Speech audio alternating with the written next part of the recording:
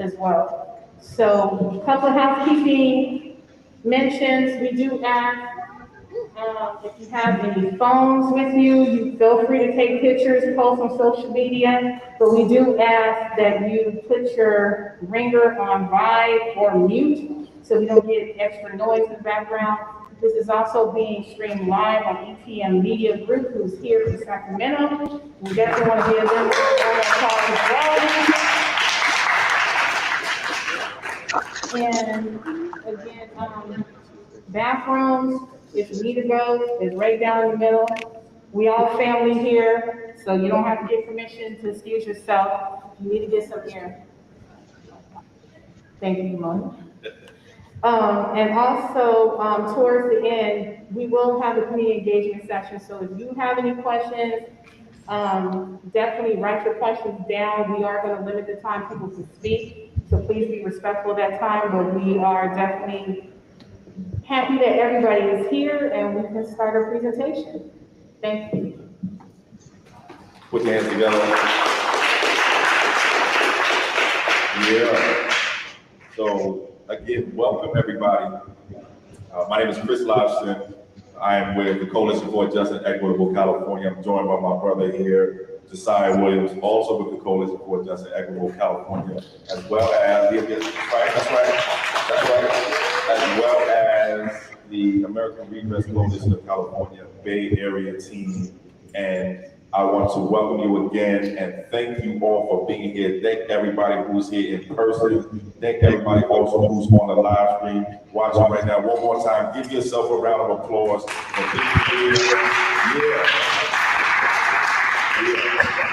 So, again, thank you for being here. I want to thank our volunteers. Before we do anything, thank the volunteers who have been working very hard leading up to the event and today during the event to make this event possible. I want to also thank our media team, ETM Media Group on YouTube. That's where you need to be watching this right now. Subscribe to ETM Media Group's YouTube channel as well. I want to say one word about the Coalition for Just and Equitable California so you know who we are, what we do, why we're here. We are a California-based grassroots coalition of organizations and associations, regular Black people, just like most of y'all here, just working for reparations and reparative justice in the state of California. We were part of the people that helped make the California Reparations Commission law possible, and we've worked since then. Thank you. Appreciate that. And we then continued our work to make sure that there is input from Black folks about what California reparations are. I'm gonna pass the mic to my co-host here because I am very honored to be co-hosting this event with my good brother Josiah Williams, who's gonna talk a little bit about ARCC himself and take us right into the program. Bro.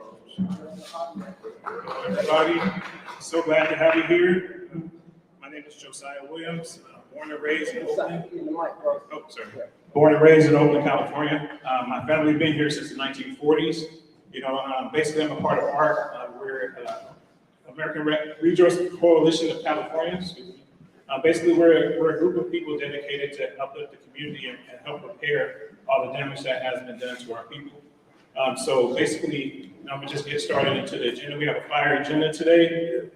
We're gonna be going over the history of Memorial Day. We're gonna have an overview of reparations, the basics of reparations. We're gonna discuss the history of AB 3121 and how the bill was actually created and the work that was put in. We're gonna go over a movie trailer, Reparations Now, the documentary. We're gonna discuss the community eligibility and AB 1604. We're gonna have a presentation regarding how to find your own lineage and how to discover your ancestors. We're gonna go over the ACA 3. Basically, we're gonna have a testimony from someone who's fighting the prison system. And basically, most importantly, we're gonna hear from you, the community. We're gonna have two esteemed task force members here. They're gonna be here to hear from you, be able to discuss with you your concerns and what we feel we need in the community. So we're gonna get started right before that. We just wanna take a moment to give a moment of silence for the lives that were lost in Buffalo, New York, and Uvalde, Texas. And so we're just gonna, we seen that it was a lot of people that were taken out, by, a white supremacist, and then someone, who had a weapon and took advantage of children, and, we want to try to fight for change with that as well, but, we just right at the moment want to give, a little time to show our respect at the moment of silence.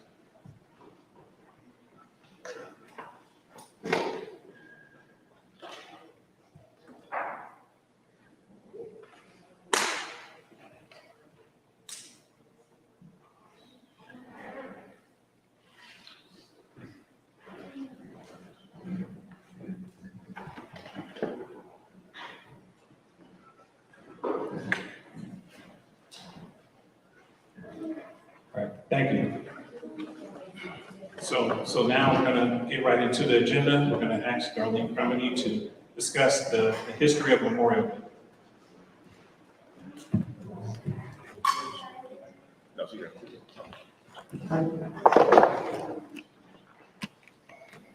Darlene?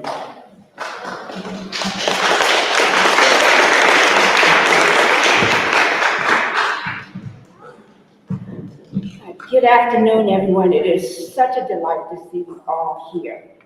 Before I begin, I would like to give a special thanks to the ETM media team, to the NAASD-LA, members of CJEC, ARC-SAC, and last but not least, my incredible teammates from the Bay Area, from ARC Bay Area, that would be Josiah, Shanna, and Carol. Thank you so much. Yes, I would like to begin to tell you about the first Memorial Day that was commemorated on Monday, May 1st, 1865, by the former slaves at the Charleston racetrack in Charleston, South Carolina. 2 months after the Confederate troops surrendered on February 18, 1865, ended the Civil War, this day happened. They honored almost 257 dead Union soldiers who had been buried in a mass grave in a Confederate prison camp. They actually dug up the bodies and reburied them and worked for 2 weeks to give them a proper burial as gratitude for fighting for their freedom. Together with teachers, missionaries, and Black residents of Charleston, they organized this May Day ceremony that year, which was covered by the New York Tribune and the Charleston Courier. The Freemen cleaned up, landscaped the burial ground, built an enclosure with the ark, which labeled the Monarchs of Racecourse. It was attended by nearly 10,000 people, mostly freemen, gathered on May 1st to commemorate the war dead. This included about 3,000 Black school children who were newly enrolled into the Freeman schools, mutual aid societies, Union troops, and one in particular was the 54th Massachusetts Infantry that was popularized by the 1980 film Glory, and also in attendance were Black ministers and white Northern ministers. Most brought flowers to place on the burial field. Years later, the celebration would become known as the first Decoration Day in the North. Historian David Blight uncovered this lost history while doing research for his book, Race and the Union, the Civil War in American Memory. What we have here were Black Americans who were recently freed from slavery, and they announced to the world with their flowers, their feet, and their song what this world was really about, their freedom. What they basically did was create an Independence Day on a second American Revolution. This site is now known as Hampton Park. And on a side note, the Memorial Day did not actually become an official holiday until 1971, when it was signed into law by Lyndon B. Johnson. Thank you very much.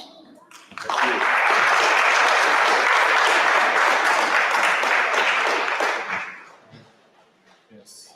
Thank you, Darlene, for going over the history of Memorial Day. I actually was just thinking, I've never was taught that in school. I never actually heard of the true history of Memorial Day. It was always taught something completely different. and it made me think about all the different things that have been hidden from our people, and what has been stolen and taken from us, Like we've had so much extracted from our community. We've had stolen labor, we've had stolen inventions. We have so many things that's stolen, but the one that we want to focus on now is wealth. We've had wealth that has been taken, and wealth presents opportunities, and that's the reason why we're here now to help fight, to get back the wealth, to get back and repair our communities with reparations. And so now I'm going to turn it over to Chris to discuss the reparations basics. Thank you, my brother. Thank you, brother. Thank you, Josiah. Thank you, Darlene. It's so good to see all of y'all here once again. So I'm going to give you a basics overview of California reparations. I'm going to give you a basics overview of California reparations. Before I do that, though, first of all, raise your hand if you're from the Bay Area. Put your hand up. Wow. Look at that. All right. Oakland, Frisco, Richmond, Vallejo, Wells, Berkeley, Wells, Hayward, Monterey County, Antioch, there you go. So the Bay Area is here. In the state of California, for the past year and a half-ish, really since about 2020, California has been doing a reparations commission. But I'm gonna start a little bit before the reparations commission, because you're gonna hear the word reparations over and over and over and over and again today. But sometimes we don't talk about what that word means. What does the word reparations actually mean? So let me ask y'all, what does reparations mean to you? Yell it out. Monetary. Restoration, monetary. To repair. Compensation. The reparation is compensation for war or damage paid by the defeated state. Compensation paid for damages done. What else? By the defeated state.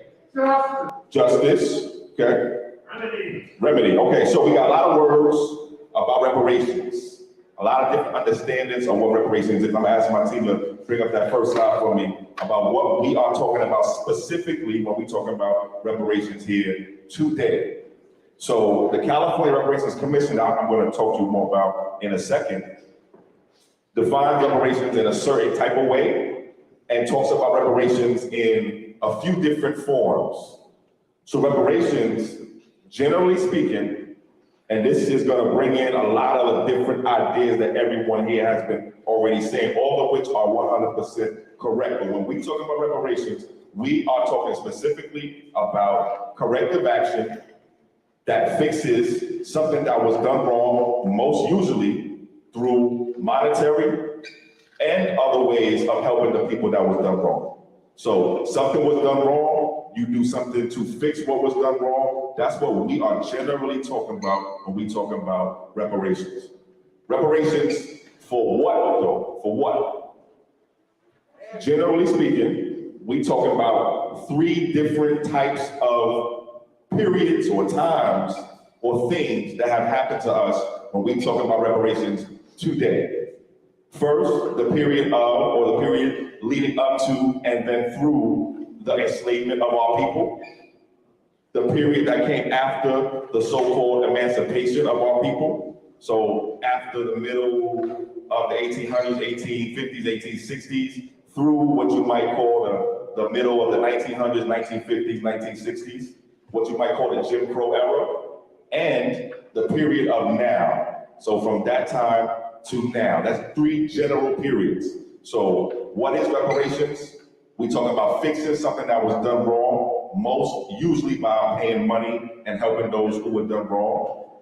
Reparations for what? 3 general time periods: the period before and leading up to the end of enslavement, the period of Jim Crow, and the period of now.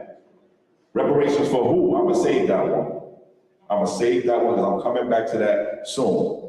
But what are the forms of reparations. What do the reparations forms look like? When we are talking today, when we talk about the California Reparations Commission, the Reparations Commission is legally responsible for, legally obligated to create reparations that are in at least 5 different forms. Those forms are compensation, I heard the word compensation earlier, restitution, rehabilitation, satisfaction, and guarantees of non-repetition. Compensation, restitution, rehabilitation, satisfaction, and guarantees of non-repetition. So, what are reparations? We take in corrective actions, usually by paying money to fix those who were harmed. We talk about reparations for enslavement, Jim Crow, and now. Reparations for who? We're gonna come to that. And reparations, what does it look like? Compensation, restitution, rehabilitation, satisfaction, and guarantees of non-repetition at least. That's a basic idea of what we mean, what we saying when we say the word reparations today. Now, let's talk about the California Reparations Commission. In 2020, the current governor, Gavin Newsom, signed a law called AB 3121, AB 3121. You heard it here mentioned once or twice earlier. AB 3121 was a law that the governor signed in 2020, creating California's first in the nation Reparations Commission. First of all, let's do something right now.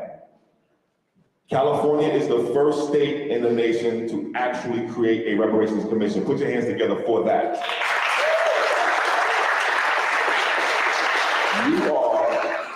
You are right now living in the first state to ever create a reparations commission. You. Second thing, let's do it right now too. My team hears me say this all the time, cover your ears.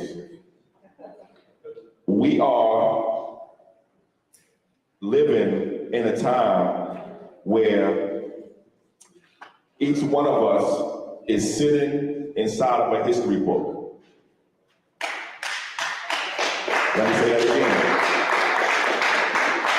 Every single one of y'all here today, every single one of y'all watching this, everybody that's gonna watch this, is living inside of a history book.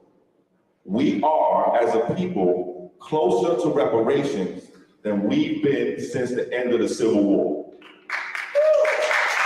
This is a fact. This is a fact.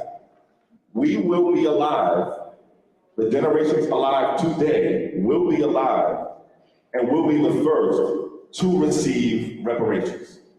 We will be among the first Black folks alive to receive reparations.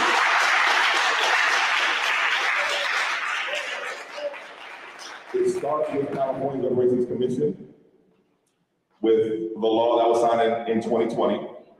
The Reparations Commission has 9 members. There are 9 members on the California Reparations Commission. Most of y'all have on y'all table right now a card with information about the California Reparations Commission members and more information about the California Reparations Task Force. So everything I'm saying right here now and today, you have right in front of you. There are 9 members of the California Reparations Commission. The commission started its work officially in June of 2021. The commission has 2 years from the time it first started meeting to do 3 things. First, it has to investigate, study, collect information, build the case for reparations. That's the first thing. The second thing the commission has to do by law is educate the California public about what it finds out. And the third thing the California Reparations Commission must do by law is create actual reparations proposals. So it ain't just what do we need reparations for anymore. It's what are we actually going to do about what happened to us and why we need reparations for. The Reparations Commission has to hold at least 10 public hearings, and the Reparations Commission also is now holding community listening sessions along with the support and help of local community organizations like ourselves. So, more information is available on the Reparations Commission's website. There's a website for you to go to for Reparations Commission information. All of the information I'm saying here is also available on our organization website, CJECofficial.org. You can scan your phone on the card. The scan will take you right to our website at CJECofficial.org for more information about the California Reparations Task Force. I'm gonna stop there because there's a lot more to say. I wanna move forward in the program and actually bring on somebody who was a part of and is part of the reason why we have a Reparations Commission in the first place. Why we have actually a law that created the first in the nation California Reparations Commission in the first place. This brother, I worked with this brother for several years now. I am honored to work with this brother. Brother just had a birthday. The brother is an amazing, amazing Black man, father, everything. I'm speaking none other than my good brother, Marcus Champion, who is a native of Inglewood, California, currently residing in South Central Los Angeles. He's a graduate of Occidental College in Los Angeles.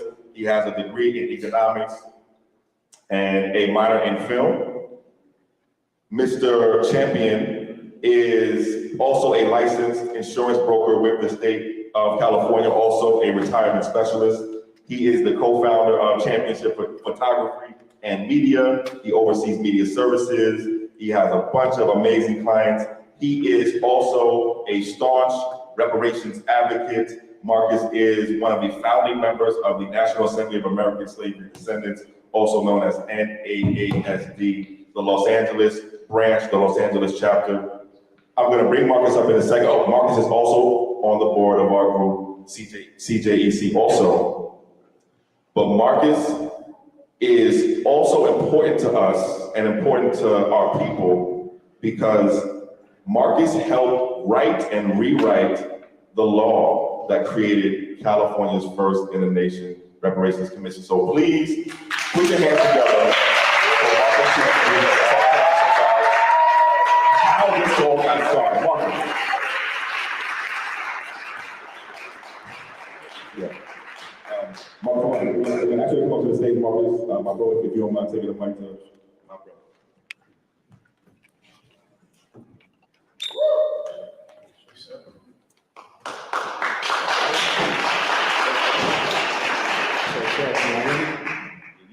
Good? So if you've been regularly tuning in to the California Reparations Task Force, then you've probably heard a lot of this because I actually gave witness testimony in March in favor of a lineage standard. So I'm basically going to recap a lot of what I went over in March. So if you heard it, you already heard it, but if not, it should be new to a lot of you. So let me proceed. Just want to briefly go over myself and my team's involvement in helping shape HB 121. Before I get into the actual workings of what we did in the bill, I want to go back to the beginning. And so I want to shout out my sister, Tiffany Quarles, as well as Lori Jenkins, because it was in March 2019, they actually sent the shout out across LA for us to mobilize and come together. And so we met at a spot called a Black-owned health food store in Inglewood, basically LA adjacent, called Simply Wholesome. And that was the first time that we actually started to mobilize. And so from there, what we did was we had meetings and we conducted our first town hall. My slides up. We conducted our first town hall to educate the community on the need for lineage-specific reparations. After the town hall, we formed our first board of of what is now known as the National Assembly of American Slavery Descendants, Los Angeles. From there, we organized, and that extended across the state, forming associations with groups from Northern California to San Diego, and that coalition is what you know today as CJEC, Coalition for a Just and Equitable California. Our first order of business was becoming aware of AJR 21, and that was a resolution by Assemblywoman Dr. Shirley Weber that required California to apologize for its complicity in enabling and furthering the practice of slavery. After that, shortly came ACR 130, which was another resolution by Dr. Weber, and that recognized the need to pursue avenues of reparations. AB 3121 was actually introduced into the CA legislature in February 2020. And so we secured a meeting with Dr. Weber that month later in March. I need everybody to understand that this is something like, we were really about reparations. So you can almost call us reparations scholars at this point. And so when AB 3121 came out, we immediately recognized that in its original form, it was actually a rewrite of HR 40. Originally, HR 3745 with California specifics added to it. HR 40 was actually a reimagining of S 1647, the Commission on Wartime Relocation and Internment of Civilians Act, also known as Redress for Japanese Americans. AB 3121 contained the same language as HR 40 that identified the eligible parties simply as African American. And this actually made sense for John Conyers when he introduced this bill in 1987, because at the time, he was speaking about a specific people. A Pew Research study in 2015 showed that the percentage of the US Black population that was foreign-born in 1980 was 3.1%, and it only risen to 4.9% in 1990. So the title African American referred to a specific type of person at the time with a specific lineage. Because of this, we thought we were going in and meet with Dr. Weber just basically to make our case. We thought we were going to have to explain to her, like we had met with Karen Bass before that, we thought we were going to have to explain to Dr. Weber that this is why lineage is important. This is why we need to make changes to the bill to make it lineage specific. But Dr. Weber was already there. Like, we really didn't have to do any convincing. We did our whole spiel. We talked for an hour, and Dr. Weber was like, "I hear you. I'm already there. I hear what you're doing. Give me what you got in terms of trying to make this bill better." So, yeah, Dr. Weber was already there, and if you've been paying attention to the Reparations Task Force, you saw Dr. Weber testify in January for her passion related to the reason why this needs to be lineage specific. She talked about her legislative intent in terms of the bill, why the language was the way it was, and her whole reason for even the special consideration language. All right. So we began meeting on a weekly basis directly after our initial meeting to identify areas where we felt we could improve the legislation.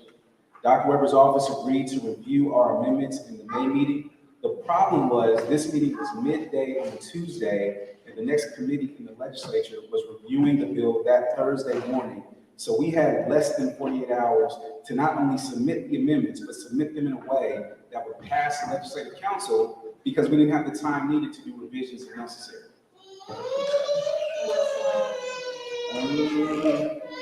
Keep going.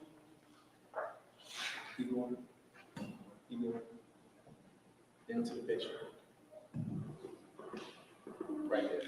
So I want to take a second. I want to pause here just to get everyone to understand that we aren't politicians. We aren't professional political staffers.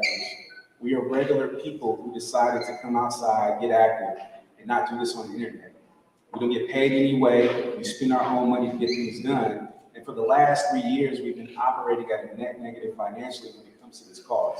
Actually, this event that you guys attend today, as a part of us being an official anchor order for the California Reparations Task Force, is actually the first funded event that we've ever done. We've been coming out of pocket for everything for the last 3 years.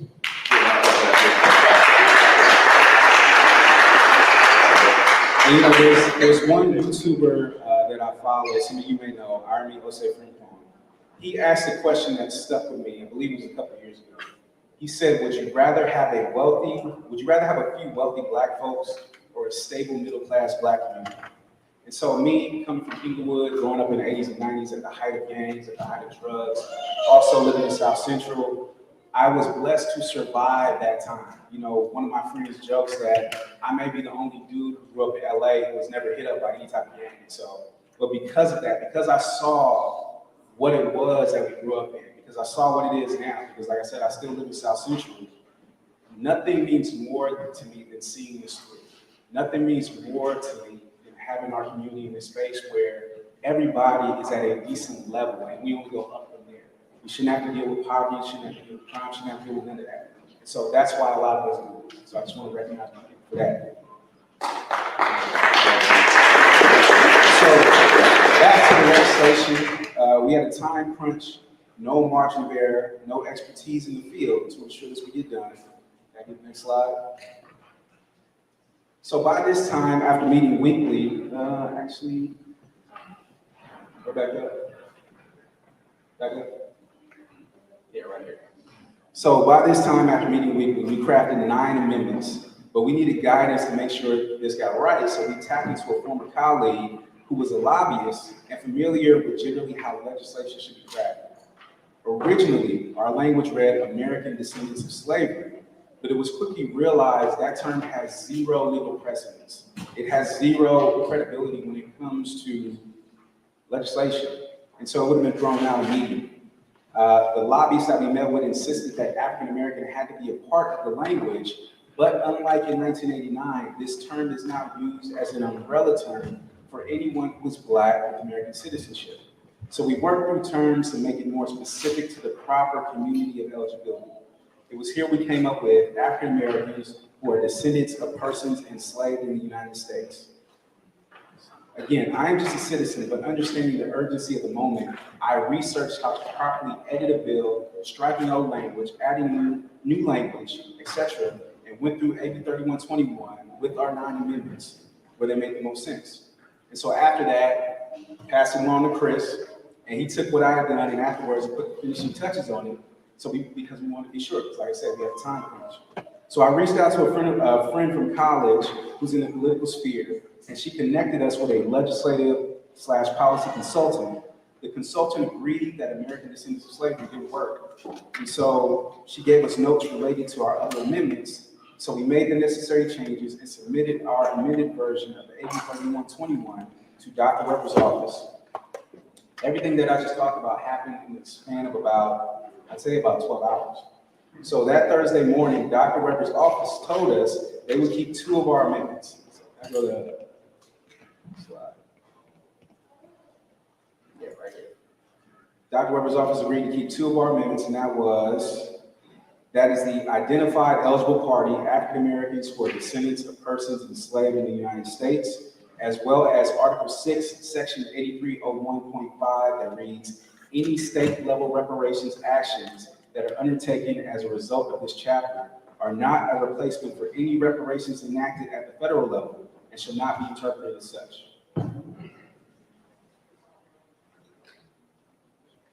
I'm sorry. Of course, we were ecstatic about it. We've been working hard for this, but we also understood that this was just the beginning.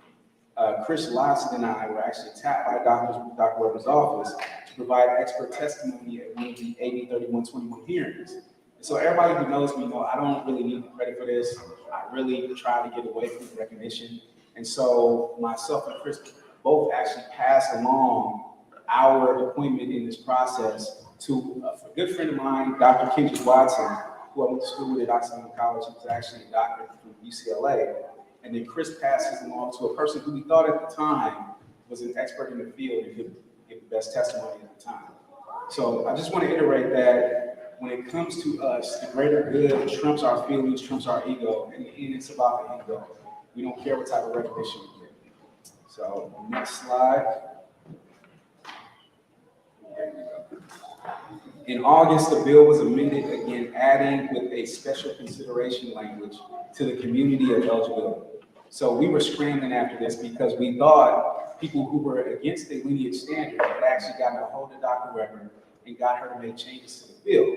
But actually, after long discussions with Dr. Weber and Dr. Garrity, we found out that Dr. Weber was actually the one who added with a special consideration because she wanted to ensure that anyone who was a descendant of free Blacks before 1900 would actually have access to this also. So we remained in the process even after passing the legislature. Tiffany Quarles and also my sister out of LA, Lori Jenkins, tapped Congresswoman Maxine Waters and Ice Cube to put pressure on the governor to sign the legislation because he waited till the last day. So if we go to the next slide. Next one. I also want to recognize Tiffany and Lori for leaning on the governor's office to do a public signing ceremony for this historic action that we both attended. Go back to the last slide. So after this process, the bill was signed, everything was good, but it wasn't good because it was still a whole lot of road left to travel on. And so we've been in this process, like I said, we were here before the beginning, we were in it during the actual legislative process, we were in it after the legislation. So what you see right here on your screen is actually us meeting with the Secretary of Appointments for the state of California. We met with Secretary Rivera. We met with Speaker Rendon, who also had 2 picks for the task force. We also met with the staff, Tony Atkins, who was the Senate Pro Tempore, who also had 2 picks, because we wanted to ensure that we did the process of helping this bill pass and get into law, but we wanted to make sure that the right people were chosen so that this was done right. So let me go to the next slide.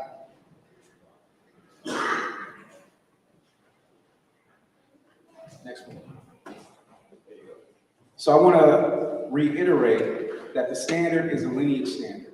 And this is a message directly to my Pan-African brothers and sisters. The world has committed atrocities against us through time, but that does not take away the responsibility I owe to myself, my people, and my ancestors to do this the right way. The task force voted 5-4 in favor of a lineage standard, and this is supported by historical precedent.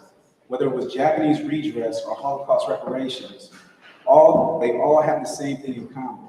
A narrow scope of community of eligibility was identified in initial legislation. As clarified on pages 274 and 406 of Pablo de Grief's Handbook of Reparations, adjacent groups, whether it was Japanese Peruvians who were interned by the US or people of Jewish descent who suffered outside of Germany during the Holocaust, found success with subsequent legislation and legal action. Dean of Berkeley Law, Erwin Chemerinsky, the foremost constitutional scholar in the nation, testified before the task force and indicated that the standard must be a lineage standard because a race standard will violate Proposition 209 as well as the 14th Amendment. Let me go to the next slide.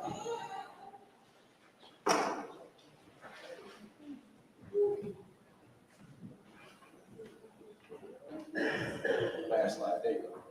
So in closing, I want to close again just by emphasizing that we are regular people. In 3 years, I call us a ragtag group. Our ragtag group, we created amendments that became law. We crafted disaggregation legislation that will actually become law as soon as Governor Newsom's budget goes into effect. Several of us have given expert witness testimony before the state of California, and I actually want to recognize Chris because on this coming Tuesday, May 31st, Chris will be giving expert witness testimony in favor of ACA 3. We met with Karen Bass several times, who at the time of meeting her was the head of the Congressional Black Caucus. We met with officials in the Biden administration, countless other officials, and hundreds, if not thousands, of public comments and official calls of support for various pieces of active legislation we are part of. If you want to get active, it's okay to start when you start. You don't need to be a seasoned politico out the gate. I really came into this. If some of you come down for our LA listening session in June, or on Juneteenth, and talk to some of the people, I really came in this just to kind of be in the background and just say I was part of reparations. I wasn't trying to do nothing official. I wasn't trying to get active. And immediately, we formed our board in LA. One of my fellow board members nominated me to be treasurer and like kind of got me up the gate immediately, like, no, you're gonna do something.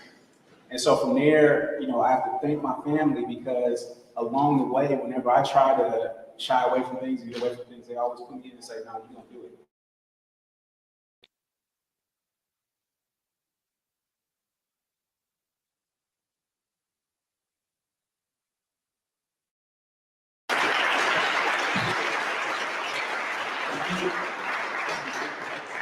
more time for Marcus Champion. All right.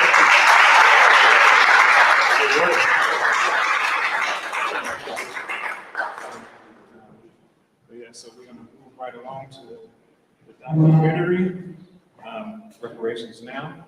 So, ETM Media, headquartered in the capital of California, Sacramento. ETM Media Group is an online digital media platform predominantly reporting on events and stories within the African American community in California, as well as covering national and international events through and in the news segment. Working with ETM Media Group provides a unique and specific reach to viewers who engage and are informed. Our motto is facts over fiction. For the documentary bio, Reparations Now. This is 1 hour, this is a 1 hour documentary. It will follow the brief history of why the nation, now known as the United States of America, owes its once enslaved citizens and their descendants. Both the federal and many, if not all, state governments, corporations, and America's citizens participated in the institution of slavery or some form of oppressive legal and illegal practices that specifically targeted the African Americans' progress. Without redress, the wealth gap, healthcare, prosperity, land acquisition, job participation, job creation, home stability, and the pursuit of the American dream will only be an American nightmare.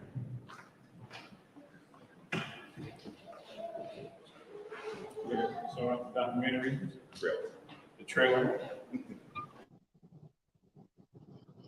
Greetings.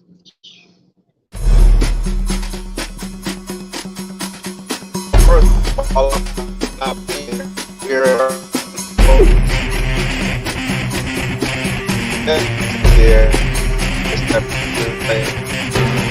So if you were to bring the black share of wealth at least to the black share of the population, it would require an additional at least $10 trillion.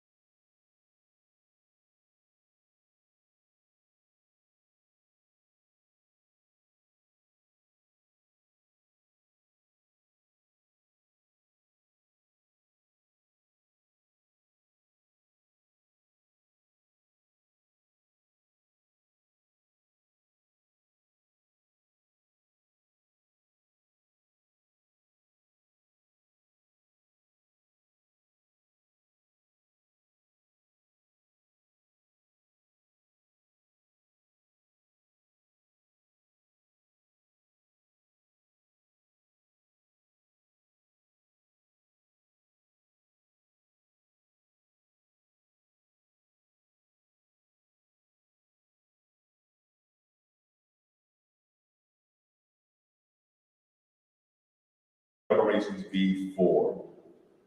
The commission decided in a 5-4 decision, as my brother Marcus mentioned, that to be eligible for reparations in California, you have to be in one of either two groups of black folks. You have to be either a descendant of someone who was enslaved in this country by this country, or you have to be a descendant of what we call the free blacks who were in the United States prior to 1900. So, To be eligible for California reparations, you will have to be someone who is a Black person, who is a descendant of the Black people that built this country, or a descendant of one of the free Blacks who were here in the United States prior to 1900. That was one of the most, if not the most important decision the California Reparations Commission made in its first year of work. Let me say one more thing about the work of the commission. The commission, as we mentioned, has 2 years to do all of its work. In the first year, the commission is going to do and has done studying, investigating, hearing from expert witnesses, hearing from public witnesses, hearing from the public. That's the first year of the work. The second year of the work is about what do we actually do about all the things that we learn. In the first year of the commission's work, the most important decision the commission made was who will be eligible for reparations in California, and that is those of us Black folks who descend from U.S. slavery in this country, the Black folks who built this country, the Black folks who worked for free, the Black folks who were free with nothing, the Black folks who were terrorized and KKK and redlined and convict leased and Jim Crow New Deal and Jim Crow GI Bill and everything and all the things up until today. You have to be a descendant of these Black folks or a descendant of the free Blacks in the United States prior to 1900. In a minute or two, I'm going to bring up someone who is going to help us explain how you demonstrate that you are a descendant of these Black folks. But before I do that, my brother Marcus mentioned that the state of California is going to start, as of 2023, we expect, start to finally, for the first time ever, and be the first state to ever break down and collect information for Black folks who descend from U.S. slavery. Right now, there's no city in California you can go to. There's no county in California you can go to. You can't go to the state and say, how many Black folks in this city, in this county, or in the state come from the Black folks who built this country? There is no answer to that question. We do not, up until now, 2023, we do not, as a state, as a city, anywhere in the country really, collect information specifically for us. We have been invisible as a people, and I said this, if my teammates going, cover your ears. We've been here 400 years, we don't have a name. We've been here for 400 years as a people, we don't have a name. That's gonna change. That is changing because California, through the work of people in this organization, through the work of people like Marcus, like Josiah, like people who helped put on this event today and people all across the state and those watching, California will be the first state to finally start to collect information specifically on Black folks who descend from U.S. slavery. Put your hands together for that, please.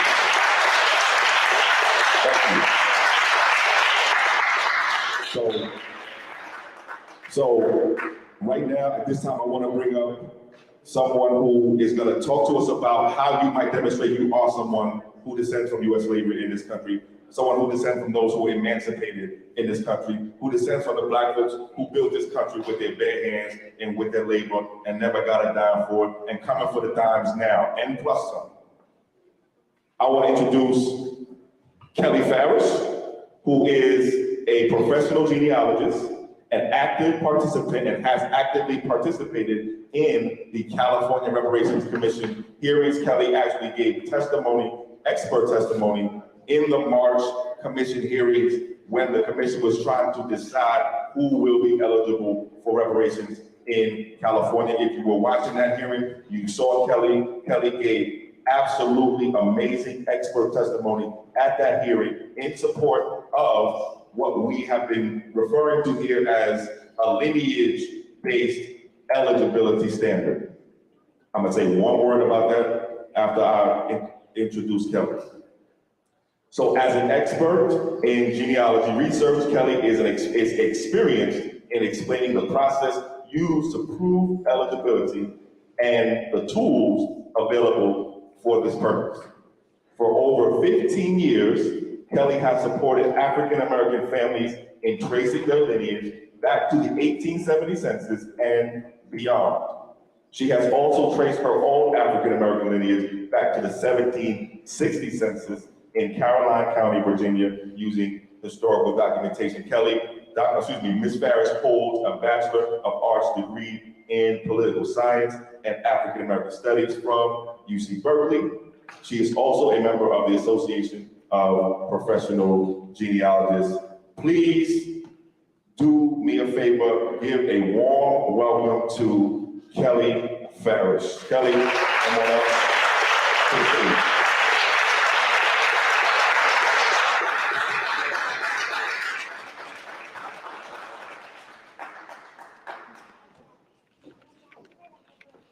Hello, everyone. It is so exciting to be here.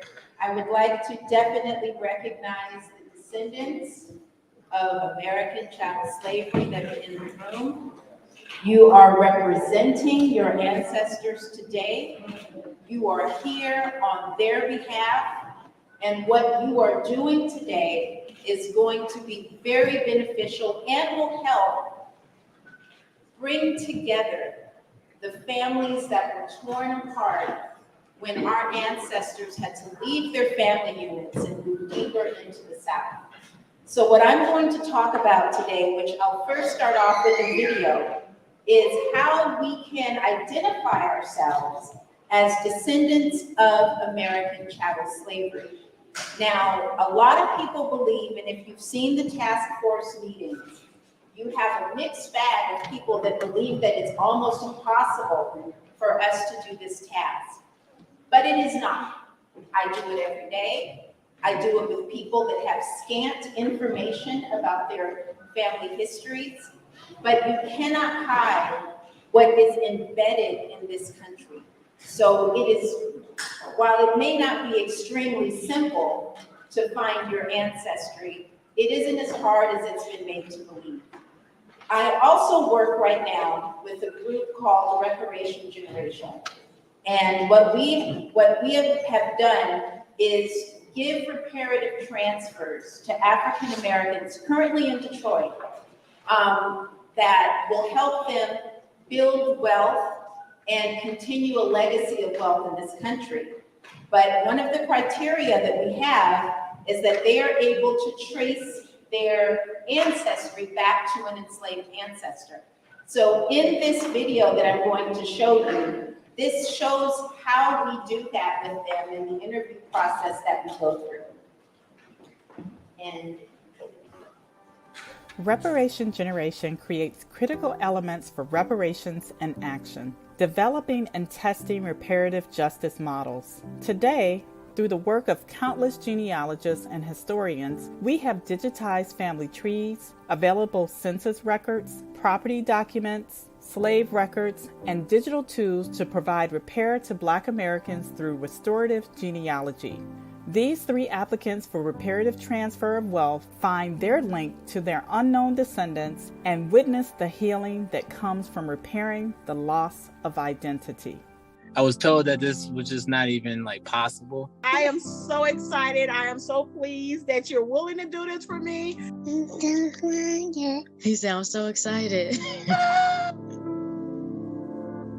The farthest I go back is my grandparents. I don't even know my great-grandparents. Whether or not it is said that we have been enslaved, my family doesn't want to talk about. I don't really know too much, and I feel like I'm of the age now that I probably should. I'm doing all of this research through Ancestry.com. And Ancestry is a genealogy website that provides all of the documentation that allows us to see people as they lived in a different time frame. This is something that you're able to do yourself. And what Rep. Gen is trying to show everyone is that it's very possible for African Americans to trace our genealogies, and that's what Reparation Generation's goal is with having you do this research of your family, is that there was a point where you're going to find that your family got torn apart. And if we can go back and find those people, find your people, you can put that together today. And you're not going that far back in time. So here's what we find. First of all, Henry is born approximately 1866. This is technically your first enslaved ancestor. Here is William, and this is the 1940 census. Occupation is farmer. I'm a farmer today. Wow, I didn't know that. You are a farmer? You didn't say that. Okay, this is some of my family. Talk about. Okay. Vernon is my uncle, my father brother. I have a lot of George Tillman. I have an uncle George Tillman, his son George Tillman, a cousin George Tillman. People say that slavery happened so long ago, but for your uncle Casey, his grandfather was enslaved, right? So that's just 2 generations for him.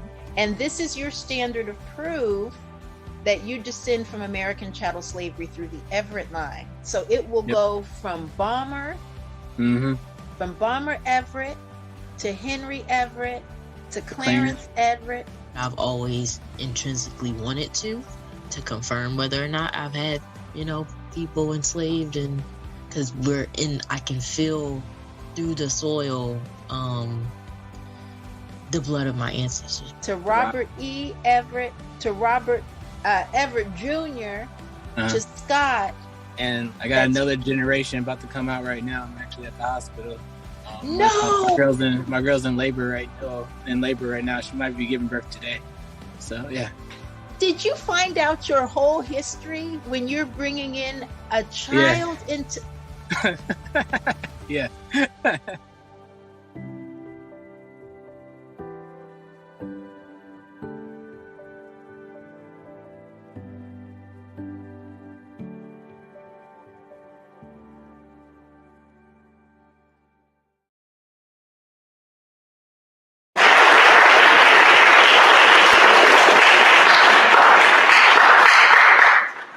Is what all of you are going to be able to do. Now, before I go too much further, the founder of Reparations Generation and a few of the board members are actually attending this task force meeting today. And I would just like to ask David Mayer and Karen Hughes to stand.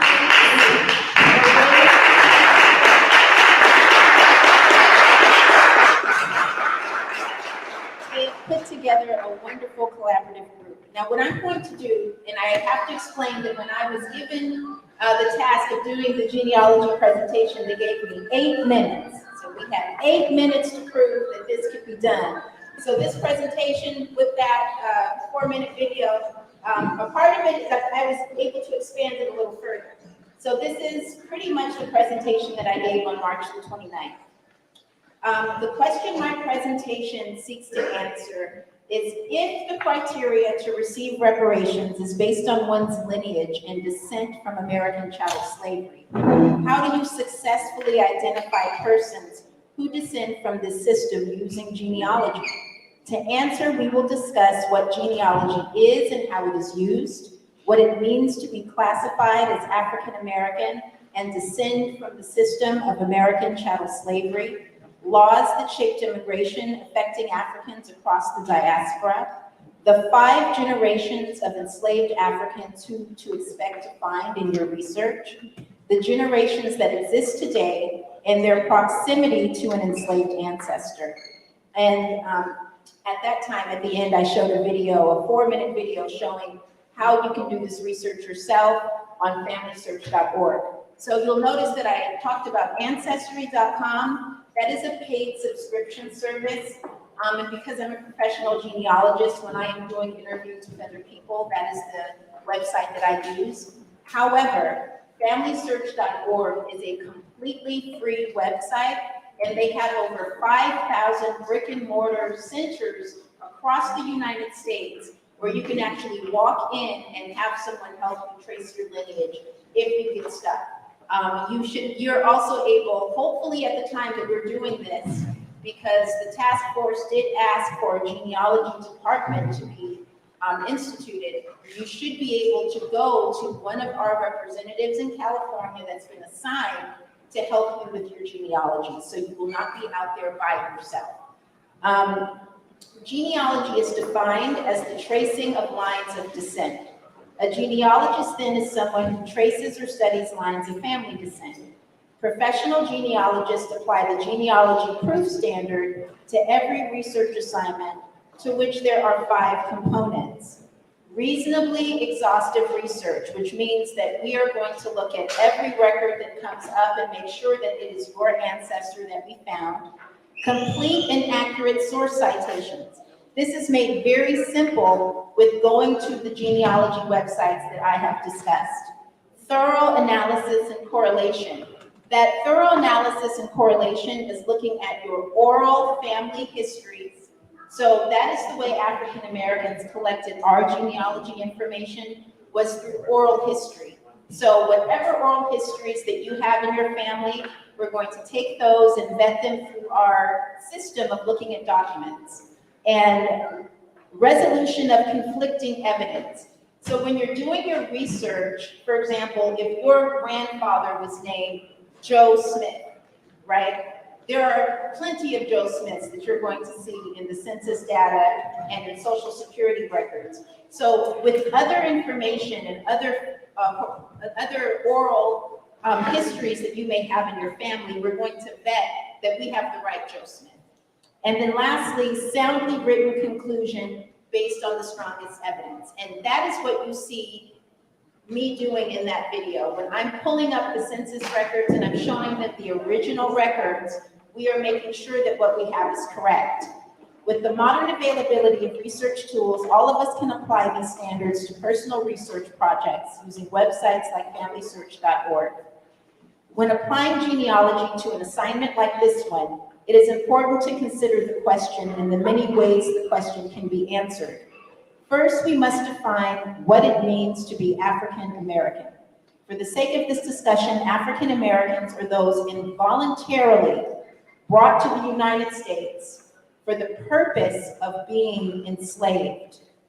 Using genealogy to prove descendancy from this group would involve tracing one's lineage back to either a person enslaved in the system or to a time when there was little to no presence of legal voluntary immigration from African or Caribbean countries. While the system of slavery existed, there were no immigrants from either African or Caribbean countries coming to the United States voluntarily.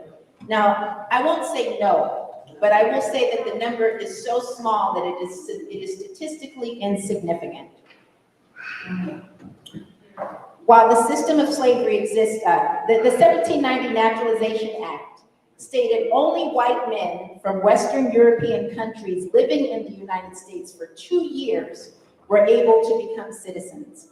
This act was expanded in 1870 to include Africans. The Reed-Johnson Immigration Act of 1924 implemented national origins quotas. The quota provided visas to 2% of the total number of people from each nationality in the U.S. as of the 1890 census. This quota allowed for just 1,200 people from the African continent to immigrate to the United States by 1925. In contrast, tens of thousands of Caribbeans matriculated to the United States between 1900 and 1930. Therefore, tracing an ancestor back to the early 1900s, living anywhere in the country, would prove descent from American chattel slavery, if unable to identify an enslaved ancestor by name. A survey of census data at the time also showed there to be a negligible number of voluntary immigrants of the African diaspora living in the Deep South prior to 1940, which we call the Great Migration period. And so if you were able to trace an ancestor back to the South prior to 1940, where they are sharecropping, more than likely you will descend from American chattel slavery. So what this says is that if you are unable to meet the task of actually naming one of your enslaved ancestors, if you have ancestors that were here in the 1900s and prior, or in the South and sharecropping prior to 1940, this proves that descendancy. Now, because freedom came in waves during slavery, depending on the state you were enslaved or the interpersonal relationship with an enslaver, one's descendancy from American chattel slavery may connect you with one of 5 generations of enslaved persons, as described in Professor Ira Berlin's book, Generation of Captivity. So I'm going to explain who these 5 generational, who the members of this 5-generation group are. Okay, so in order to gain an understanding of who African Americans in California, just one moment.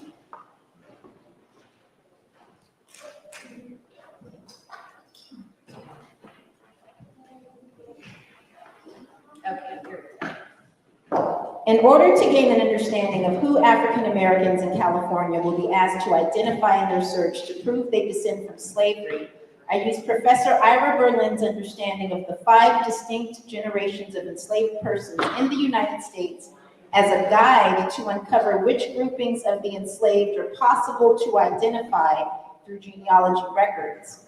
In the book Generations of Captivity by Dr. Ira Berlin, enslaved Africans are subdivided into 5 generational groupings, which describe the conditions and characteristics of the enslaved at different periods of American history.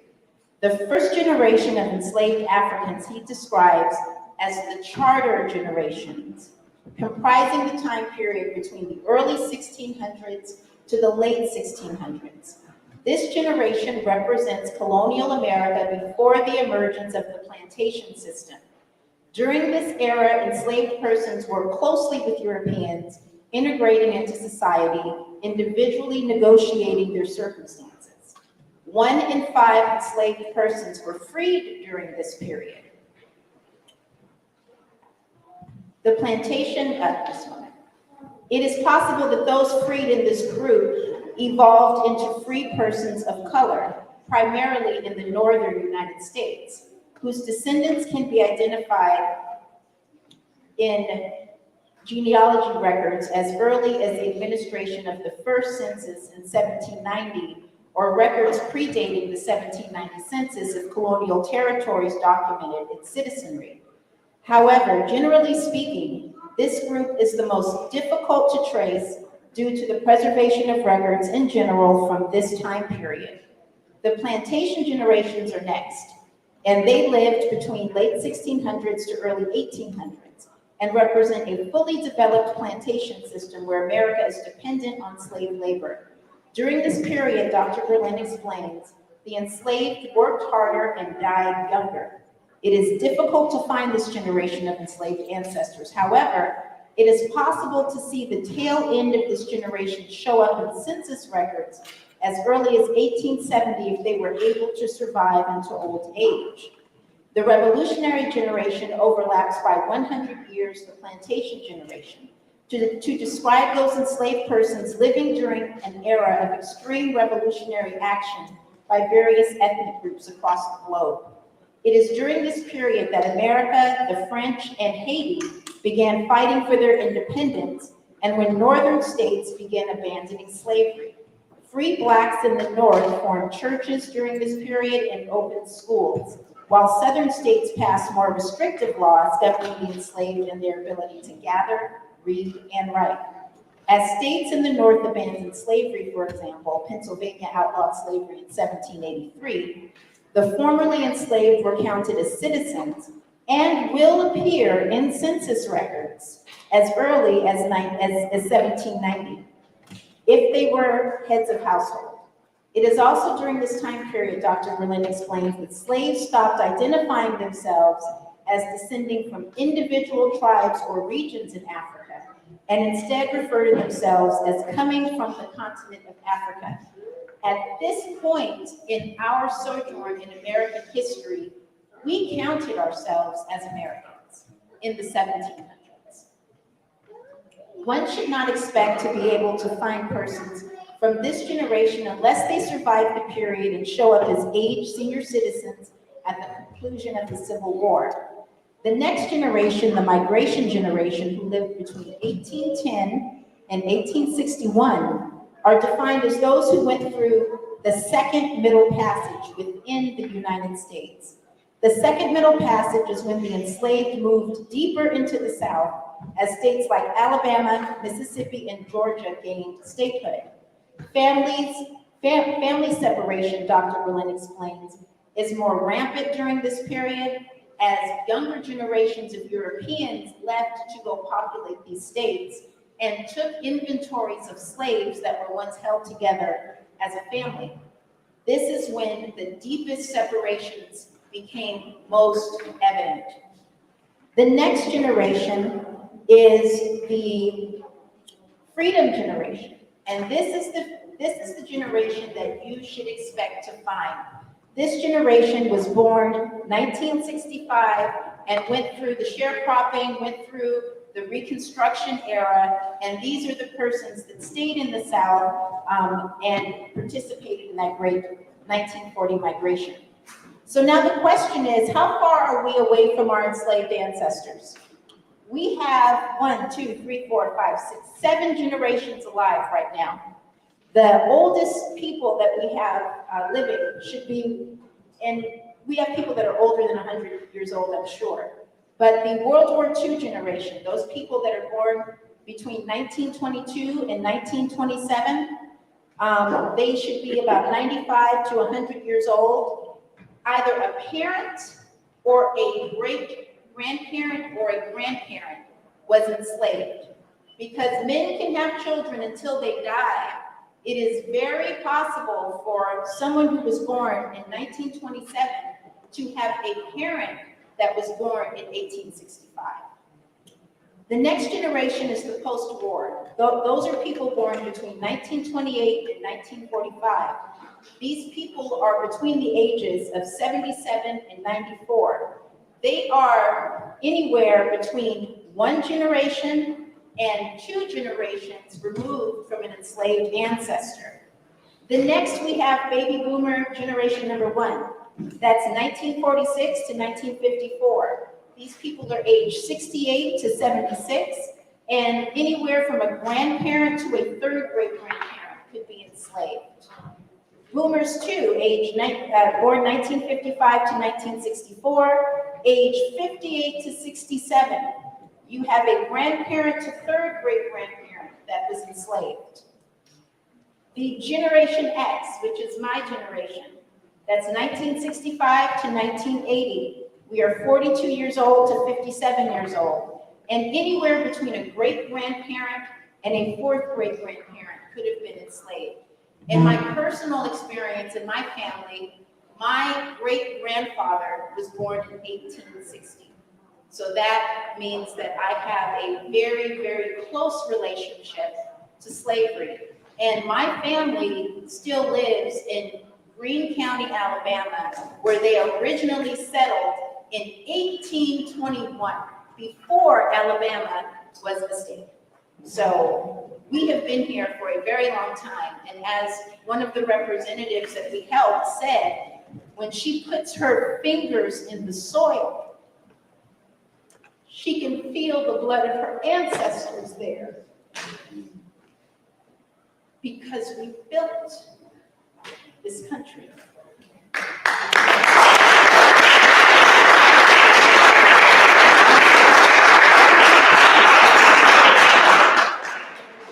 Our millennial brothers and sisters, born 1981 to 1996, they're aged 26 to 41. Anywhere from a 2nd great-grandparent to a 5th great-grandparent was enslaved. And Gen Z, the babies in the room, my daughter sitting here, and Michael Champion's children here, and all the children that are here, they are aged 10 to 25 years old. And anywhere from a 3rd great-grandparent to a 6th great-grandparent will show up enslaved for them. So how do we find them? What are we doing? What records do we use? The biggest and most widely used records for genealogists are the census records. We just went through a census undertaking in 2020. Finding your ancestors in the census is the first method of documentation. And just on April 1st, the 1950 census was released. So those of you who were born any time before 1950 should be able to look yourselves up in the census and see what your family looked like back then. And then from that point, we go from 1950 to 1940 to 1930. We keep taking that ancestry back. And the way that we do that is we find the oldest person on the census, one that will be alive 10 years into the past, because the census is taken every 10 years and has been since 1790 in this country. We officially show up in 1870. There are other records that you can look at, World War I and World War II draft cards. World War II was extremely successful in capturing 90% of men that were aged 18 to 65 in the United States at the time that they took the count. So if you have an ancestor that was even counted, maybe they couldn't go, but if they were at least counted, you will see them in those World War II draft notices. And also you have Social Security indexes, you have your death indexes, all of these obituaries, all of these tools are given to you online. And what I suggest is that you go through a genealogy website so that all of these documents are available to you at a touch of a finger. So with that being said, you are able to trace your ancestry. We've shown you people who are doing this today. Those interviews happen within the past month. So this is something that I am expecting that we're all going to hop on. You should all be able, just like I can take my ancestry back to 1760, and that's because I spent a lot of time doing the research. If you don't have that much time, you can definitely take it back to 1870. And I am so happy for CJEC and NAASD for creating this bill and giving us the opportunity to heal our ancestors' trauma and the trauma that we too have faced in the state of California and in this country, the unfair treatment, the Jim Crow, the police brutality. We're going to heal it today. Thank you so much.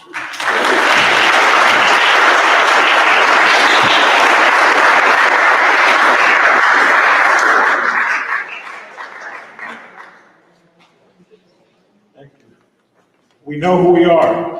Right? We know who we are. So whenever you hear somebody saying that we can't trace and see who we are, tell them to holler at a genealogist. Right? So we can prove it too.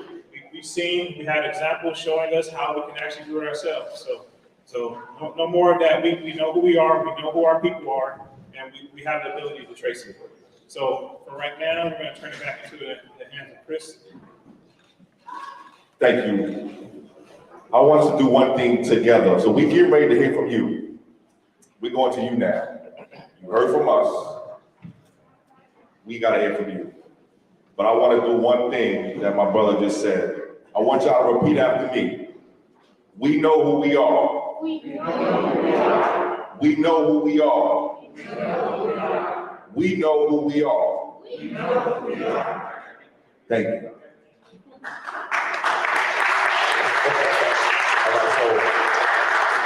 So we are going to start our community listening section, portion, part of the agenda. Right now, our family's going to direct me. I think folks are going to be speaking at this mic right here. So if you have ideas, if you have thoughts, if you have things you want to share with people who are on the California Reparations Task Force, this is where you're going to be lining up. It's to this mic on the right here. So we're gonna have maybe about another hour and a half or so for the rest of the program. Really, for the rest of the day, we're gonna be hearing from you. As we get ready for this, though, there's a few things I want to say. One, We want you to speak your mind. We want you to speak the things that come to you. We have a few questions that we're going to ask you to share about with us. But we also want you to shoot for and try to focus your comments to around 3 minutes if possible. So as much as possible, try to shoot for and focus. We know how we are. We said we know who we are. We know how we are. We can talk. That's cool. That's why we're here. But we want to focus ourselves and direct ourselves to about 3 minutes of sharing. That's the other thing. The next thing is there is a survey that you all are being asked to take about your thoughts for California reparations. On everyone's program, I believe there is a QR code. There's a code on everyone's program, if I'm not mistaken. You can scan that code and it will take you to a survey about reparations. Also, I'm going to ask our ETM Media family to bring up the actual survey link. There's a link to the survey that you can take, and we're asking you to take to get your thoughts about California reparations. So my ETM Media family, if you could put that survey link up when you get a chance. Also, again, there is a QR code on the program that each of you has that will take you right to the survey. Also, for those of us who maybe don't want to take the survey digitally right now, online right now, we do have some printed versions, some printed copies of the survey, but you will need to take the survey today in person here if you're taking the survey in a printed form. So you won't be able to take the survey printed form with you, but you can take the digital form and take the digital version of a survey at any time. And again, the link to that survey will be put up in a minute, and also is available, on your program using the QR code. So take the survey. That is the other thing. Another thing, our folks are busy behind the desk back there. We got food getting ready to be put together for you all. So we're gonna ask you to wait until we get through our community listening and then get some food. I think everybody here got a raffle ticket. I think there's a raffle. I didn't get one. So I guess I think I'm not eligible. That's fine. Make sure you get some food. Make sure you get a raffle ticket. Make sure, though, you hang out as much as you can, have conversation as much as you can, fellowship and build with your family, your community here as much as you can after we are done with the rest of the program here, which is you, really. So, all right, so I'm going to, and by the way, we are expecting to have at least 1 or 2 members of the California Reparations Commission members here with us today. So as soon as they pull up, we will ask them to come to the stage. But to be honest with you, today's really about you. The Reparations Commission hearings that I talked about before, I said there's 10 public hearings, right? Each of those public hearings is 2 days each for 8 hours each day. Say that again.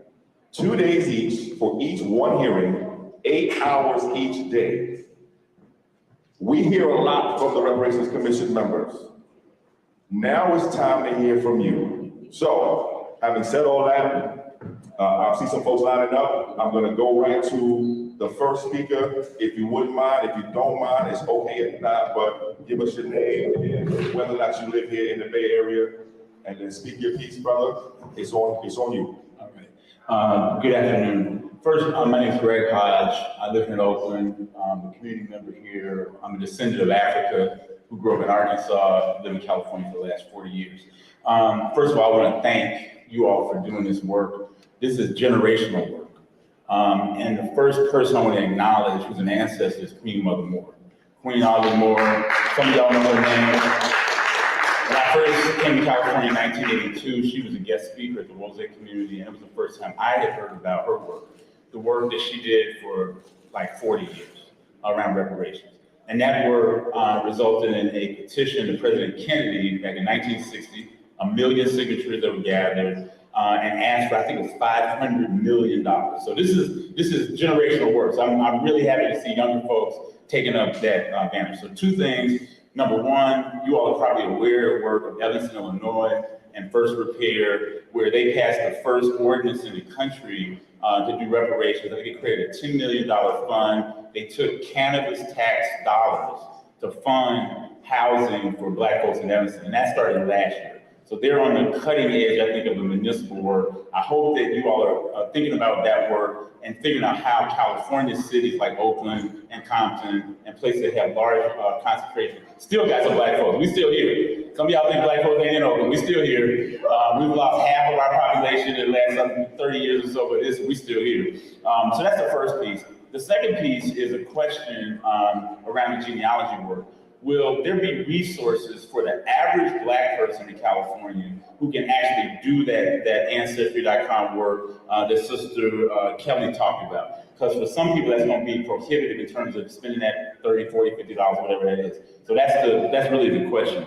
And then the last piece is, what is the timing of all this? Can you lay out again, there'll be hearings that the Reparations Commission will do, and then when will this come back to the governor or the legislature for the next step in the process? And again, thank you all for this work, and happy you're here in our hometown, Oakland. I'm running for mayor, so I'm hoping that, more of this happens in the next 2 years. We'll talk. Let me address the brother's questions, and then we'll get right to the next speaker. I'm gonna take them in reverse order. So timing, how long is this gonna take? How long is this gonna take? I said to start that the commission started its work in 2021. It has 2 years from the time it started meeting to complete the work of studying reparations, educating the public, and creating reparations proposals. So the commission will release its final report in June of 2023. So 1 year from about now, the commission will release its final report. The commission is releasing actually its in the middle or interim report actually in about 2 weeks. So there's gonna be a report coming out in about 2 weeks, and then the final report comes out in June of 2023. Let's do some basic political education, civic education for 30 seconds real fast. Those proposals that's in that report that come from the commission, those things that got the cash and the compensation and the financial direct payments in it, the things with the land in it, the things with the business grants in it, the free health care, the no taxes, the free education, all the things that we want, those things themselves will have to become law themselves. So we have a double fight ahead of us. First, we got to create the proposals and actually create what we want. That's what we're doing now. That's why you're here. The second thing we got to do, starting in 2023, is actually make those things real. So timeline-wise, if you ask me, the earliest we'll see any actual tangible reparations for Black folks in this state first is in 2024. That's the earliest I would expect to see anything tangible. That's the earliest. We may see some things before this, and this goes to your previous question. How are we gonna support people helping to trace their lineage? The Reparations Commission is already recommended in its first in the middle report that California create something called an Office of Genealogy, Office of American Freedmen Genealogy. It's also recommended that the state create an Office of American Freedmen Affairs also to help Black folks actually trace their lineage. You touched on a couple other points. I'm gonna come back to those, but I want to get to the next speaker. Thank you. Please. Yes, sir. Good afternoon, and thank you for hosting this meeting. My name is Milford Fonz. I'm retired fire chief from Compton, California, and I'm here because of a guy named Nelson Bell. Nelson was one of the few African-American settlers during the gold rush in Coloma, California. He passed away January 1869. At that time, his real property was put into probate and later sold by the probate administrators. We have good reason to believe that we are the descendants of Nelson Bell. We have historical records and documents from a certified genealogist and information from Ancestry.com that indicates our kinship to Nelson Bell. He was in fact my third great-grandfather. We have employed a certified genealogist in the state of Virginia to research historical records in that state regarding Nelson Bell, and so far, results have been very positive. Additional research is currently ongoing. We have also registered with Where Is My Land? Our purpose is to seek reparations once our research is complete and comes out with positive results. Thank you for listening to me.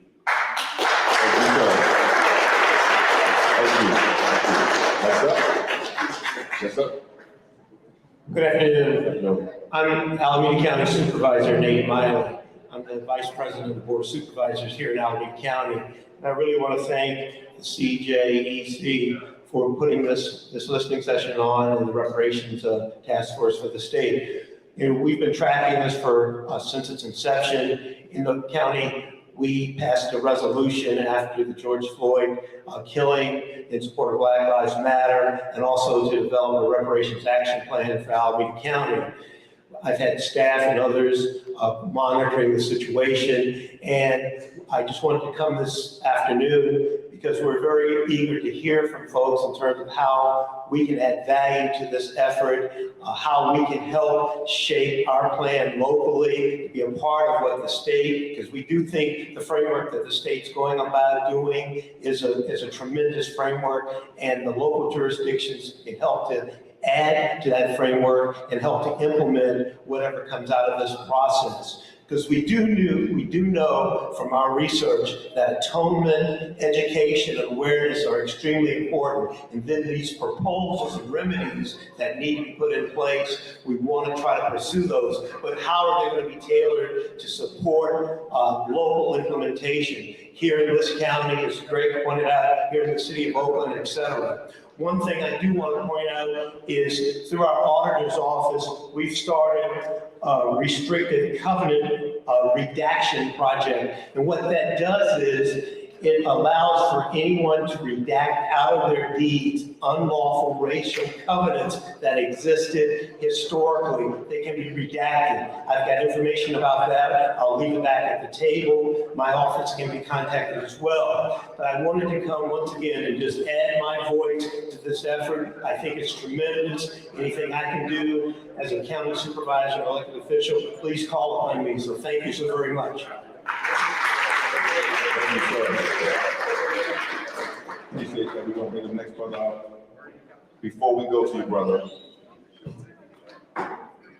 for the family who's thinking about coming up, or some of the folks who are already coming up, I want you to hold up. So think about this. I just said, and we just been talking about, that what actually is in the reparations is gonna come from you.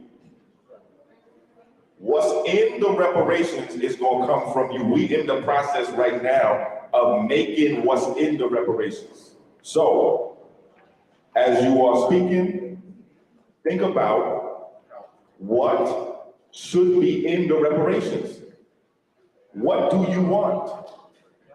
What do you need? What kind of repair does your family deserve?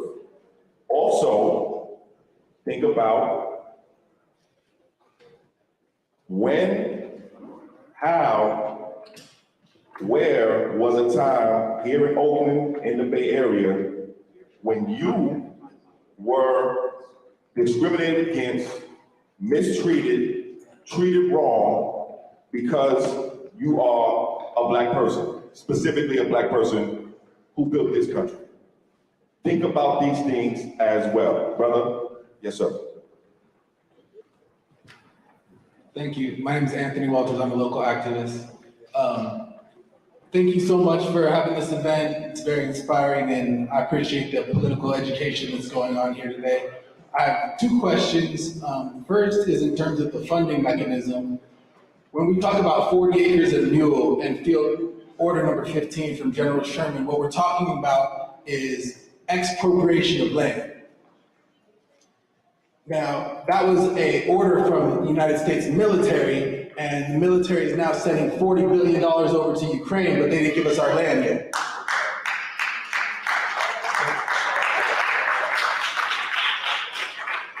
So we can talk about the military, we can talk about the incredibly wealthy people who we can, in terms of tracing genealogy, it mentions you could also trace the enslavers as well as the enslaved. So we can trace back the trillions of dollars that still exist in those wealthy 1/10 of 1% families that still exist in the United States today. So when we talk about the funding mechanism, I would like to make it clear to our working class brothers and sisters that are not descendants of slavery, that they do not need to pay taxes to fund reparations because the top 1%, the slave-holding families still have that wealth.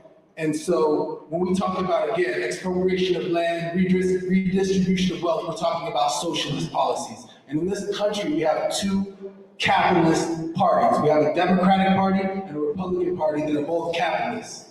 If we want to actually pragmatically move a social movement forward to accomplish this incredible goal, we need a socialist party in this country. South Africa has what is called the Economic Freedom Fighters. They're talking about expropriation of land without compensation. That's their main party platform plank.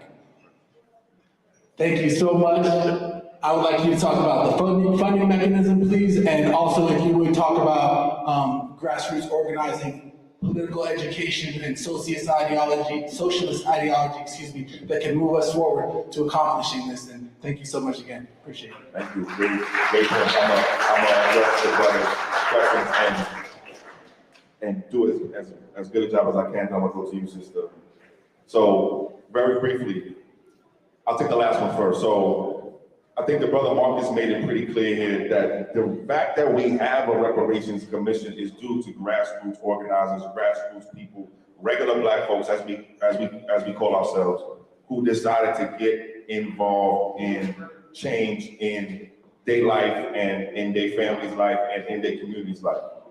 So there must be and there will be change, and that change, as you can see, partly by what we're doing here and partly by how we've been able to help make this reparations commission real, that change must come through the grassroots. It is coming through the grassroots, and that means we have been rethinking what type of politics, what type of political organizations, what type of political parties, if any, we need to actually do what we want to do. I'll stop there on that point. The second point about where, and this is the point I think the brother who was running for mayor mentioned, where is the money coming from? And how much is this gonna cost? Where is the money coming from and how much is this gonna cost? So let's make a difference at first. California is a state. The state of California is going to be the first state to do reparations. The federal government is also on the hook to do federal reparations. Just because California does reparations does not mean the federal government is not responsible for doing federal reparations. Actually, something else that was in the bill that created this commission is a line or two that specifically says what California does must not, should not, will not, cannot stop or stand in the way of what the federal government does. So there's trillions of dollars owed at the federal level. At the state level, trillions of dollars in wealth. That includes wealth, financial wealth, that includes land, etc. That includes property, etc. At 100%, wealth, equity, absolutely. In March and also in April, the Reparations Commission brought on a team of what you call economists. Basically, for the young folks in here, that's people who know how to count stuff and add stuff up. All right? The economists said, we can tell you how much reparations is going to cost in California in two different ways. If you try to make black folks who are eligible wealth equal to white folks' wealth, that will cost the state of California $872 billion. So if California decides or decided to make black folks who are eligible wealth equal to white folks' wealth, meaning close that what you call racial wealth gap, it will cost the state of California $872 billion. The economists also said there's another way. We can go through California's history, pull out all the things California is specifically responsible for, all of the bad things California did to us specifically, put a number on each one of those, and then add that. The commission decided that they like the second way as opposed to the first way. They want the economists to go through what California is responsible for, put numbers on each one of those, and then add that up. That number isn't ready yet. But I would assume, and I'm not an economist, but I would assume it's close to, maybe even more than the $872 billion. Last thing to say, this is, I'm coming to you and I completely apologize. California is the 5th largest economy on the planet. So I'll say that again. The state of California is the 5th largest economy on planet Earth. Our state does more economics, more money than whole countries combined. All of the other countries combined, with the exception of maybe 4. One of those 4 is actually the country that we live in.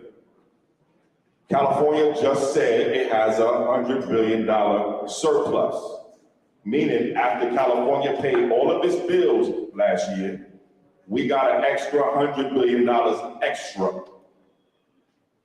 Last thing, California has what you call a rainy day fund, meaning money just sitting for when it's a so-called rainy day. As you know, it's raining like what on us black folks right now. So, to add some context to the funding, where does the money come from and how much does it cost? I'm gonna stop there. Ma'am, I'm sorry. Good afternoon. My name is Allie Whitehurst, and it is just such a blessing to be here. Thank you so much for this opportunity. I'm going to make it really quick because one of my recommendations come from a place where Oakland is in now, having served as an educator in this city. And you don't retire from education. And educating our youth and our people is, in my opinion, necessary. And when I think about what Oakland has gone through, is going through with the closures of schools that impact predominantly our kids, it is a sin. And so for me, when I think about enrollments in schools and closing schools because they are too small, it's a lot.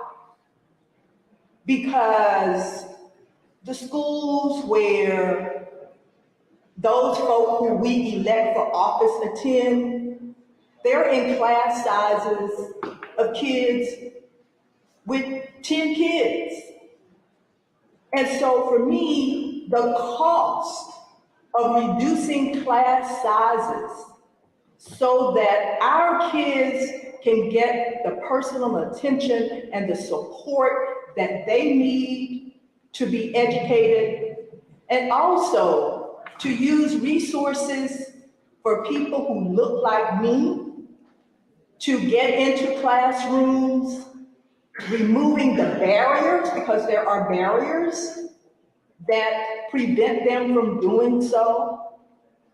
That to me would be one of the ways in which we can provide reparations for our people now and show what respect we have for those on whose shoulders we stand. And one of my friends asked, and I was telling her about this, and she said her cousin's family, came to California years and years ago. They were like early settlers, but, with housing and all of that they have moved back to Mississippi. And she said, would they be eligible for California reparations? And I said, that's an interesting question. I can't answer that But I do know that this notion of reparations for Black people, while it is centered in California right now, it is also on the burner, sometimes very low burner, across the nation. And so if you're in Mississippi, but you migrated from California back to the homeland of your ancestors, we're in this together. Because when this boat rises for Black folk, it rises for everybody. And so for me, and there are probably other things that I could say, but for me as an educator, and seeing the plight of education most recently in Oakland public schools and the pain and the destruction that's happening, it is due. And even before this report is done, you know, California could do something about it right now with the budget surplus that it has. But our children deserve better. And I would also suggest, and I want to thank my sister, because she is my sister. She's from Greene County, Alabama. I'm from Coffee County, Alabama. And we've been doing our ancestry stuff, and I'm going back to Enterprise, Alabama in June, and we're having our Whitehurst Juneteenth homecoming in my hometown. And we are teaching our kids how to research their ancestry and talk about who we are as a people. And that needs to be a part of what we put in our schools, what we put in our libraries, so that when we're gone, when I'm gone, they will remember that this is for us. It's for those whose shoulders on which we stand and those on the shoulders on which they will stand. Thank you so much. Thank you so much.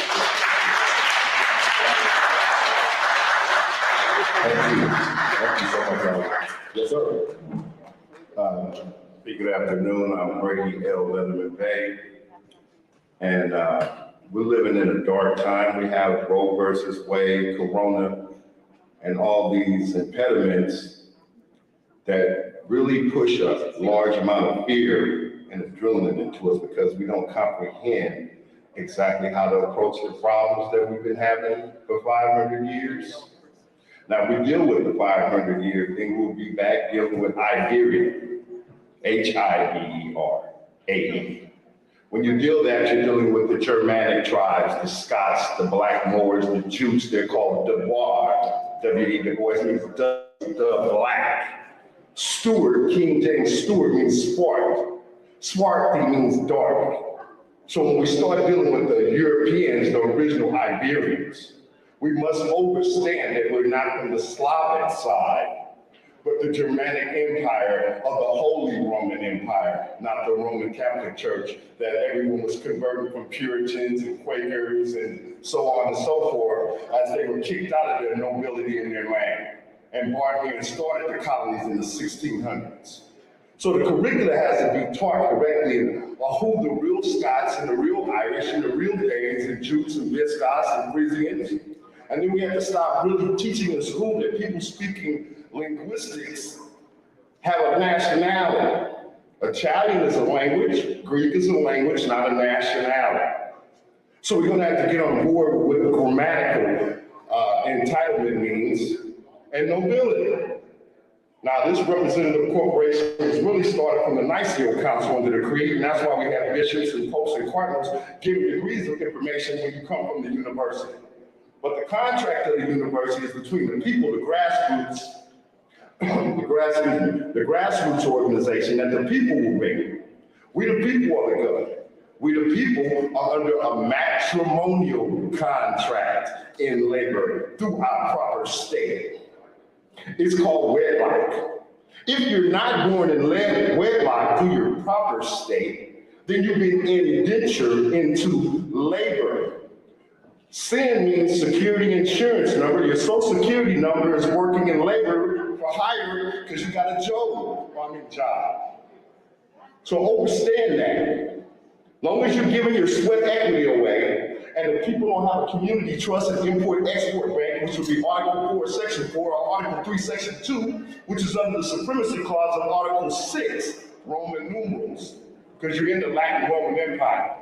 So we're going to have to learn this from 1620. King James colonized in 1602 in Jamestown, Virginia, and the original contract was from the Empire. Powhatan, his daughter married John Rolfe and started the first Dutch master trade. They were coming from Iberia. As you fast forward to 1863 in the Civil War, that was overthrown. The American colonies were overthrown. 1871, they created the military coup and then started contracting to the districts of Columbia. So this thing is going to recreate quite a ripple effect, because all the District of Columbia was sworn in under the Supreme Court to have no jurisdiction in America. So now the Roe versus Wade and all this stuff is going to have to do with the separation of power. Thank you, brother. And we have to be in our proper state. Good afternoon. Good afternoon, brother. Thank you. We're going to the next speaker. Yes, sir. Greetings, everyone.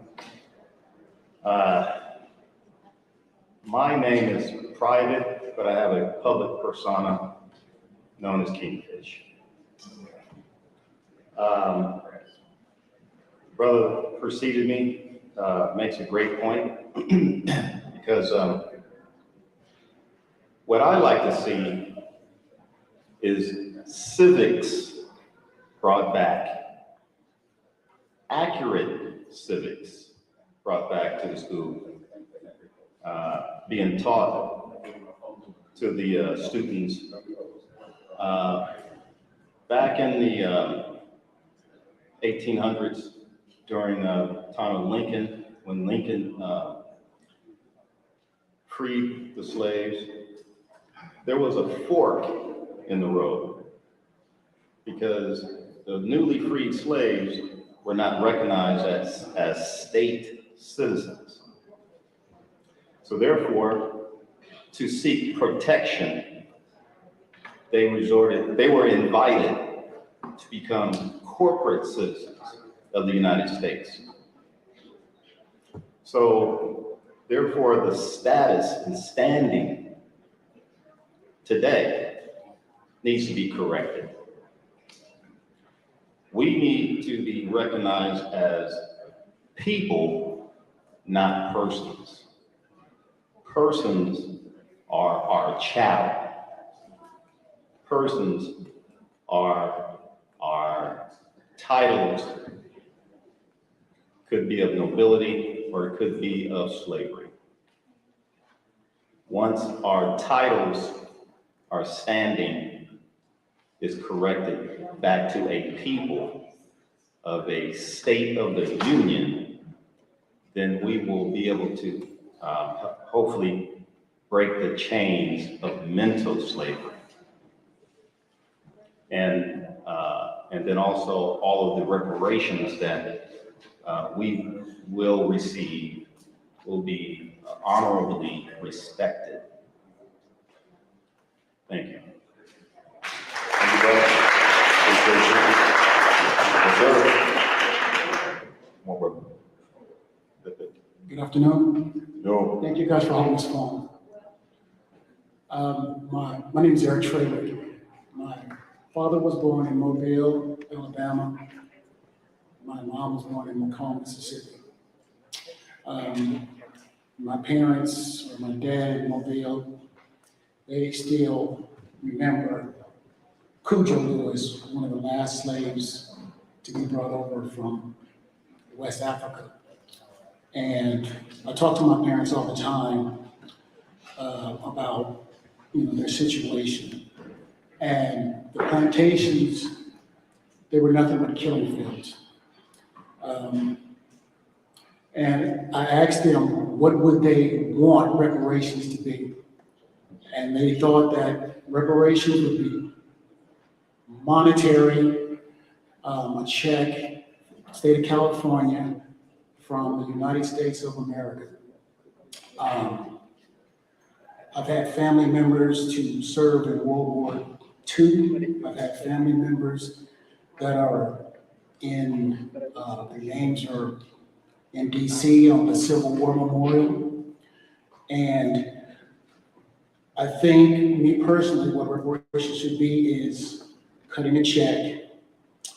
I think it's very disrespectful when we talk about prison reform. I think it's very disrespectful when we talk about education reform, because a lot of us in here are educated, and a lot of us in here have never, ever been to prison. So that should be thrown out the window. It should be monetary payments, tangibles. When the U.S. government comes to any other group, when it comes to reparations, they don't bring up any other things except money. Everybody's been compensated with money. So we need to be compensated with money. A check needs to be cut. Thank you.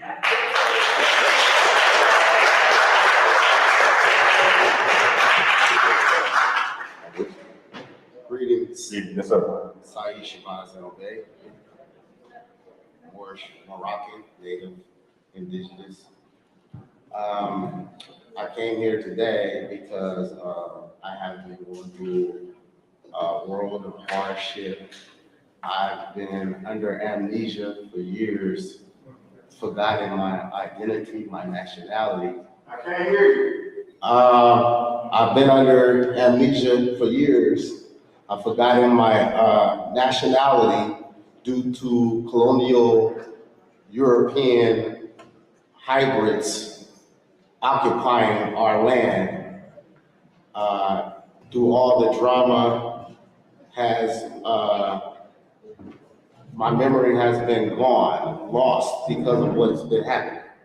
But since I am connected to the Most High, the Creator who put me in the body, the Great Mother has given me knowledge and wisdom to see the things that was once in the dark. And so today, the opportunity has come to present itself, and I kind of got a billboard on some of the things, on how some things can be processed.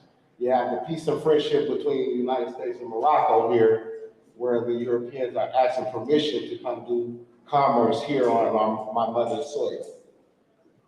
And as they come here, they come and destroy the mothers and fathers of knowledge and steal their children and bring them under capitalism and raise them under the Romans Catholic. As time goes by, I have been mistreated by the policy enforcers that we call police officers. They have been putting me under duress and coercion, trying to force me to be someone I am not. Reparations is needed, but reparations could not be given without restoration, meaning the inheritance of the original people back into its original state before the colonial occupiers got here. And I just want the nation that was once dismantled to be revived and restored under the Moroccan Empire, and that's what I have to say.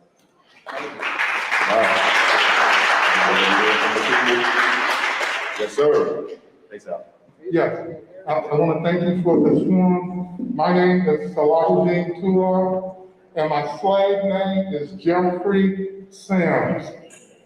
And for reparations, I want to see mental health as part of reparations because we've been mentally corrupted.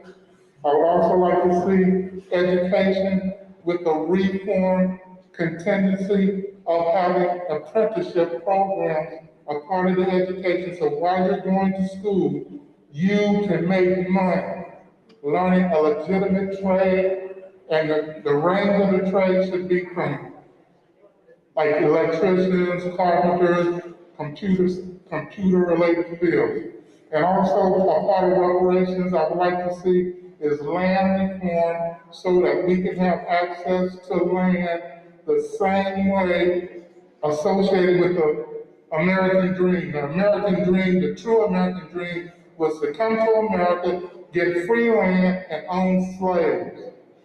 That was the enticement for immigrants. White immigrants came to this country for free land and to own slaves. I'm not saying for us to own slaves, but to have access to free land. And I'm also a member of the African American Genealogy Society of North California. And becoming a member of this society, you have access to Ancestry.com. Thank you for this forum.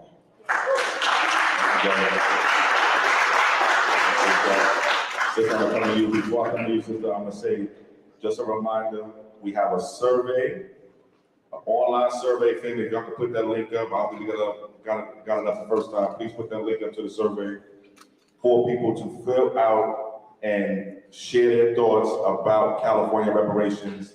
Also, there is on your program a QR code, or like a little barcode. You scan your phone picture on it, and it will bring up the link to the survey. So make sure you take the survey. Also, if you want to take the survey in print form, we have some print versions of the survey available for you also. They'll be available at the desk, the front desk up there. We got some folks from our, that's not the link, I think the link is a bit.ly link. It says bit.ly/Cali reparations. So take the survey. You can take the survey digitally online at any time. If you're taking the print version, you need to take it while you're here, because we need to collect the survey from you while you're here. We have some folks here from the UCLA Bunch Center. Elliot, put your hand up, brother. Thank you, Elliot. Elliot is with the UCLA Bunch Center, who is helping us administer the reparations survey. I'm gonna stop talking. Sister. Hi, good afternoon.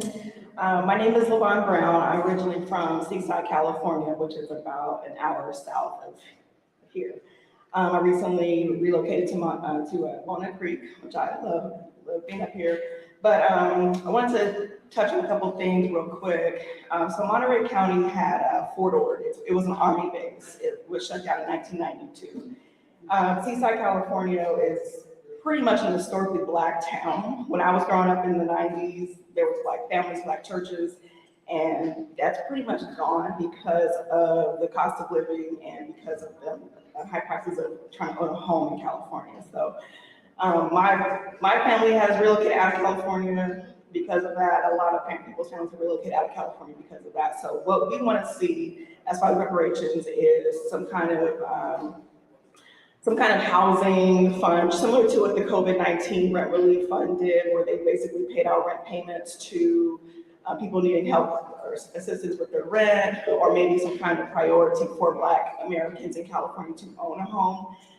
People in California are having to literally go up against people with 6-figure down payments, the cash price of the house. And because we know from macroeconomic factors, we know from what we have to go through, a lot of us don't have those kind of resources to be able to compete to stay in California, to be able to reap the benefits of living in California. So definitely that.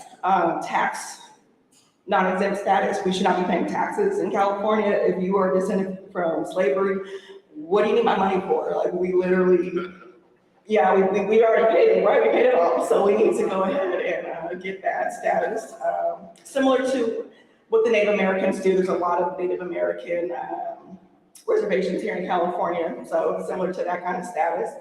And then also definitely we want to see college being free for the next generation, or for this generation who wants to go back. We know living in California Bay Area, it's very competitive. You're competing with people that went to Stanford, that went to Harvard, that went to all these Ivy Leagues. So we got to be able to, keep up the pace. So if you want to be able to compete in this global economy, we definitely need access to that, and we shouldn't have to go into debt to be able to do that. So to summarize, we definitely want some rent relief fund. We definitely want some kind of tax exempt status, and we definitely want to see some housing and land priority for Black Americans living in California. Thank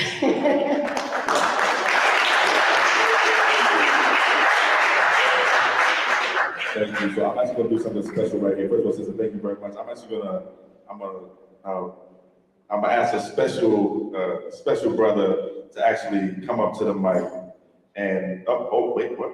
No, what's up? So on behalf of our family that's viewing in, can you hear me? Okay, thank you. Just want to make clear that we are American freedmen, our nationality is American, and we're here to fight for our claim. Thank you.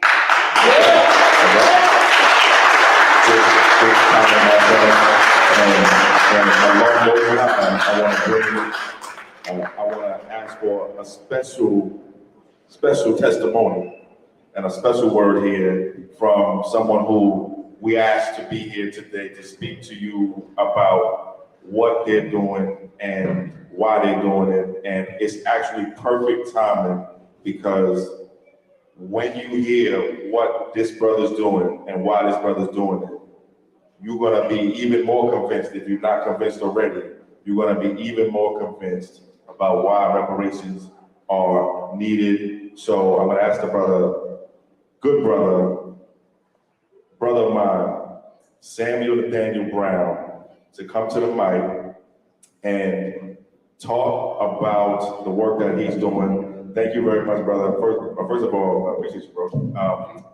Let me do this the right way. Samuel Nathaniel Brown is an artist. He's an educator. He's a philosopher, a spoken word poet. He's an organizer.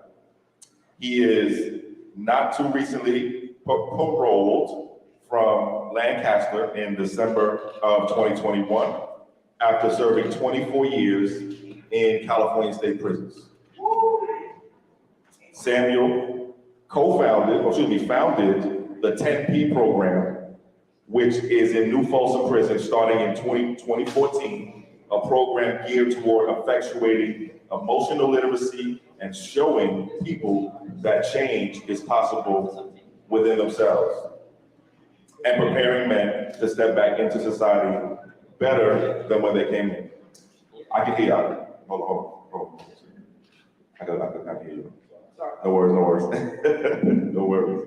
Samuel is also, and this is primarily why I wanted to ask Samuel to speak and give some of his own testimony and thoughts to you today. Samuel is also the original author of something we call ACA3. ACA3. Assembly A, Constitutional C, Amendment A. ACA3. ACA3 is a bill in the California state legislature right now that will ultimately come to you as a ballot measure sometime this year.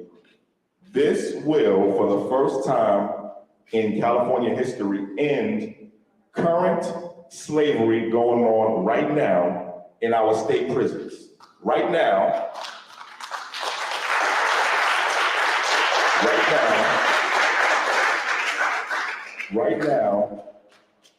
you can be forced to work, enslaved, if you are punished for a crime.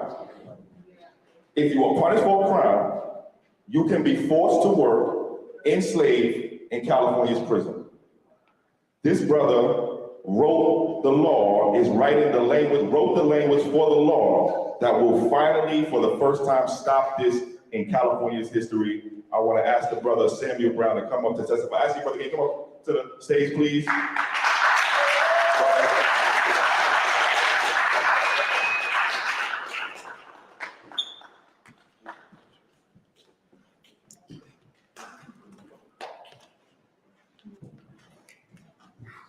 Peace, everybody.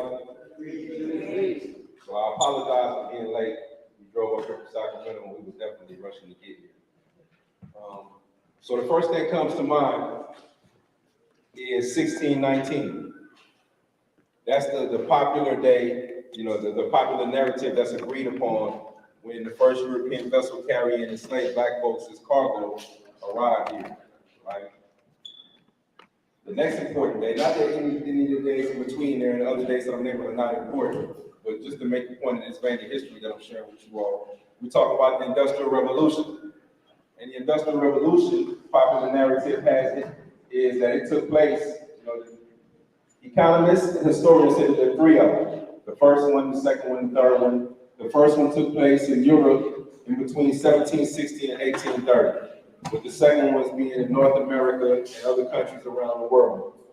And the most recent one is the technological revolution, right? So then we fast forward to 1865. 1865 is very, very, very important because a lot took place in 1865 that set the foundation for the structures that currently house our criminal justice system that we see today, right? So in 1865, Juneteenth was born.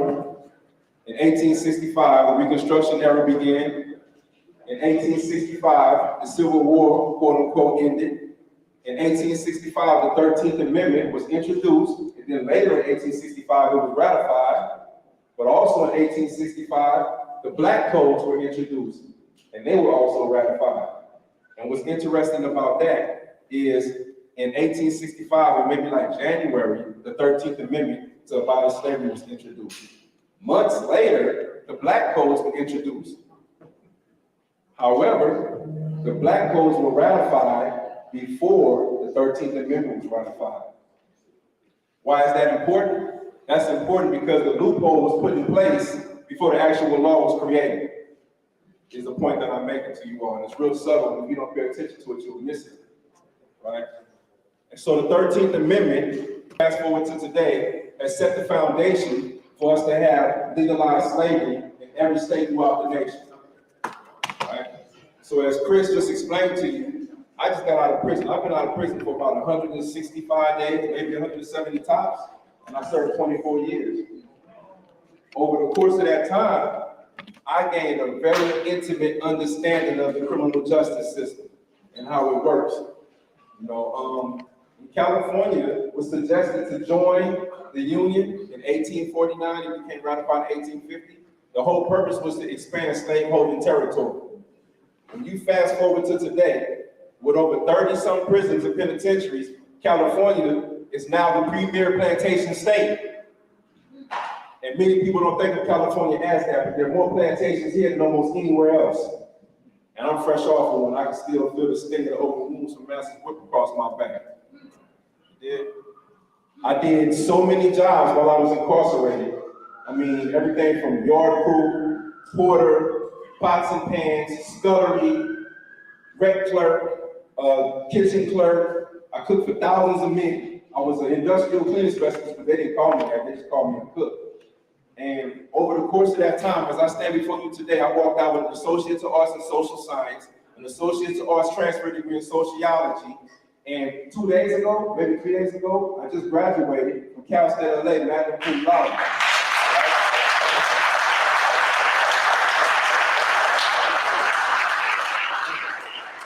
With a Bachelor's in Communication Studies, right? I've taken thousands of hours of self-help programming. Everything from Alcoholics Anonymous to Narcotics Anonymous to cognitive behavioral therapy, personal development, Gang Members Anonymous, the 10P program, I mean, you name it, I've taken thousands of hours of it. All of that, the point that I'm making to you all of that would have been irrelevant if, when they gave me one of those jobs, I told them that I didn't want to go to work, then they would have gave me a 115, which is the modern day whip, the rules violation report, to compel me to perform. And if I would have said no, that I don't want to go to work for 1 day, then they would have gave me that disciplinary report. Now let me tell you what that 115 does. I had to go to the court of parole hearings. I was sentenced to life. I had life in prison, right? The popular narrative that's told to everybody out here is that labor is associated with work. Okay, a person commits a crime, they offend society, they're going to go to prison, and they're going to work as a way of rehabilitating themselves and possibly increasing the recidivism rate. That's a bunch of bull. That's a bunch of crap right there. All we're doing is traumatizing people who are already traumatized when they enter inside the prison gates. That's what's taking place. And so the last job that I held, I was a healthcare facility maintenance worker, HFM, also known as an environmental technician, really a hospital janitor, right? So shout out to all the hospital janitors, because that was my job when COVID-19 hit. And I'm gonna tell y'all why this is relevant. When COVID-19 hit, I was the first person in the state in a carceral setting to go in and disinfect and clean a cell where somebody tested positive for COVID-19. I was the first person in the state to go in as a part of a team and disinfect and clean an office with a staff member who tested positive, who brought it into the prison, tested positive back. That was me. I'm asthmatic. I've had a collapsed lung before. I have a high morbidity rate for COVID-19. This is at the onset when people were dying and no one knew what to expect. Still, I did my job every single day. And as I seen it was getting worse and worse, people around me were dying, I told my supervisor, I said, listen, I'm not gonna keep coming to work and put my life on the line every day. I'm getting paid 75 cents an hour. And they take 55% of it. They take 55% of it back. And I was considered a high-paid employee, 75 cents an hour. I was balling, literally. And so I told my supervisor, I said, I'm not coming to work every day. I don't want to risk my life every single day. I want to live to go home. I didn't come this far to die in prison, because mass incarceration is the smartest thing for a pandemic. And so they told me, they thought I was joking, right? When I stopped coming, then, like I would come every other day, they told me that if I didn't come to work, I was going to get that 115. I was only months away from going to the Board of Parole hearings for the 5th time. I had already been denied 4 times, right? And had I received that, what the Board of Parole hearings does, as soon as I walk in there, first of all, they have an underground regulation that requires us to do 5 years disciplinary free. This is an underground regulation. They won't put it in writing. They won't codify it in there because they know they can't get away with it. But everyone knows that this is the practice. If you come in there with less than 5 years disciplinary free, your chances are slim to none of you getting out of prison, first and foremost. So had I received that 115, that's 5 off the top. But then there's a law that's in place called Marcy's Law, Prop 9, I believe it was, that states that if you get denied by the Board of Parole hearings, the denials must start at 15 years. If you get denied, the denials start at 15 years. Then if there's mitigating evidence, it comes down to 10, then 7, then 5, then 3, which is the lowest that they can deny you. So to recap what I'm saying to you all, despite all of my hours of self-help programming, despite my education, despite all of that, if I just would have said, man, I don't want to risk my life dying from COVID-19 because I'm a slave on a plantation who does not have the right to say no, they would have hit me with the whip, the 115, that would have caused me to get at least a 15, 10, 7, 5, 3-year denial, and they would have ruled that I was an unreasonable risk to society. That's how the system works.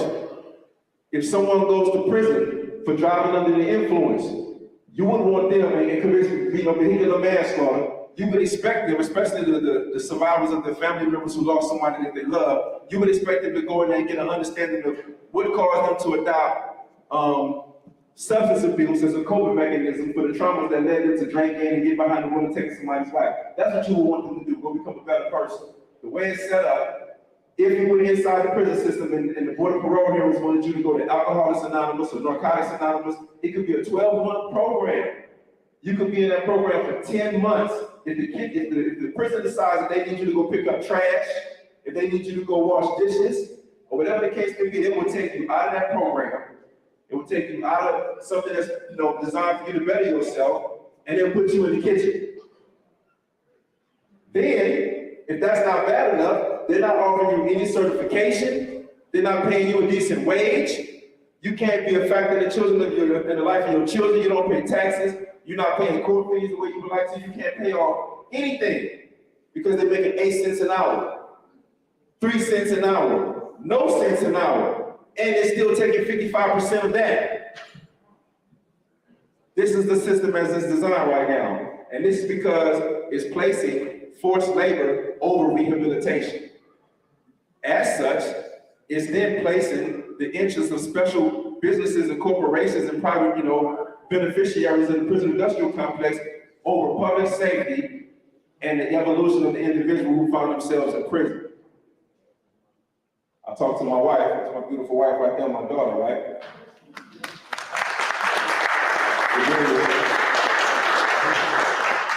I told my wife about what was going on. She said, baby, can't you do something? And I'm like, no, it's written in the law. I can file a bill, but Article 1, Section 6 of the California Constitution is gonna back them and my appeal is gonna be moot. I'm gonna lose. Because Article 1, Section 6 of the California Constitution states, involuntary servitude and slavery are prohibited except as punishment for a crime. Therefore, no matter what I said on the appeal, it was going to be moot. I would lose that. So my wife said, well, let's rewrite the law. Period. And through her encouragement and me being voluntold, right? Through her encouragement, and then we're also part of the Abolish Slavery National Network. We're actually doing this in 32 states right now.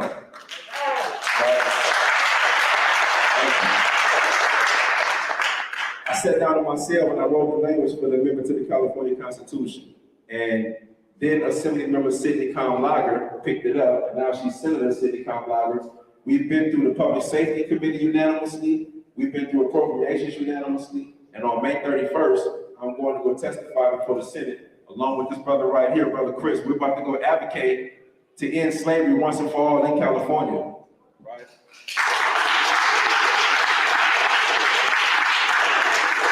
And the way this ties into reparations is quite simple. We're talking about reparations. It's kind of the same with Juneteenth. Everyone celebrates Juneteenth as the day that slavery ended. I'm fresh off the plantation. Slavery ain't never ended. We had a discussion about something that's almost like under false pretenses, because slavery is still going on to this day. And out of the 5 principles of reparations, I believe satisfaction, don't tell me though, satisfaction, restitution, compensation, making sure that it never happens again, and I told you about that. And rehabilitation, right?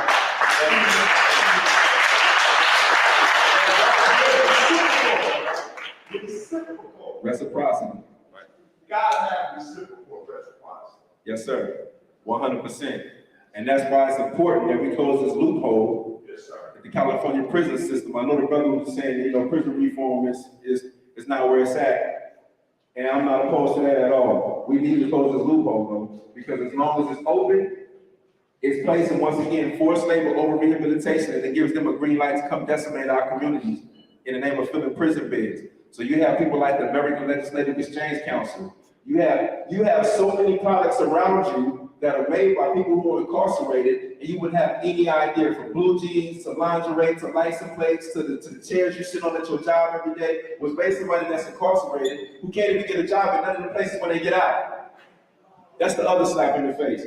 We can go in here and work for these people inside the prison, but then once we're paroled, they won't even hire me.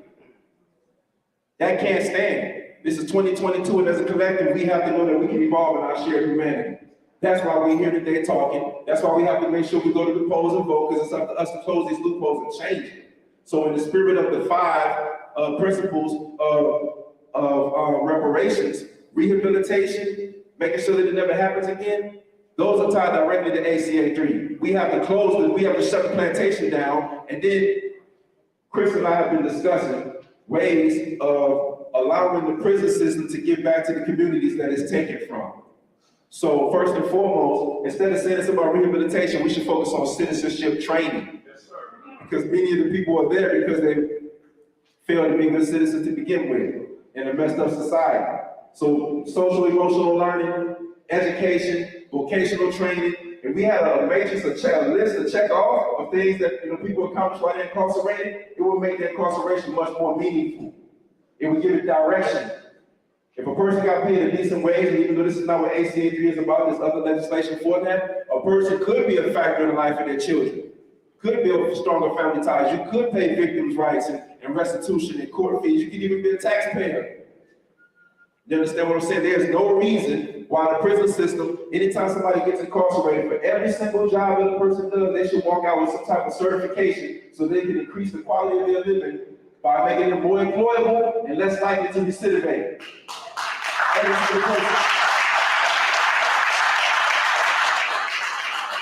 But Article 1, Section 6 of the California Constitution, the 13th Amendment stands in the way of that.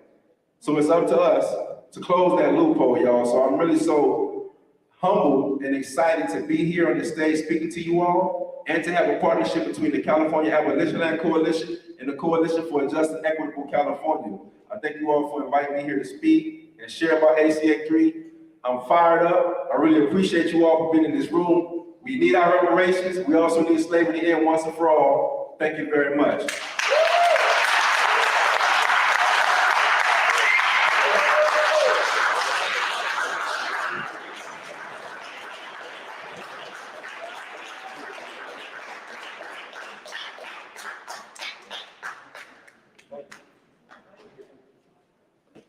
Y'all see why I want this brother.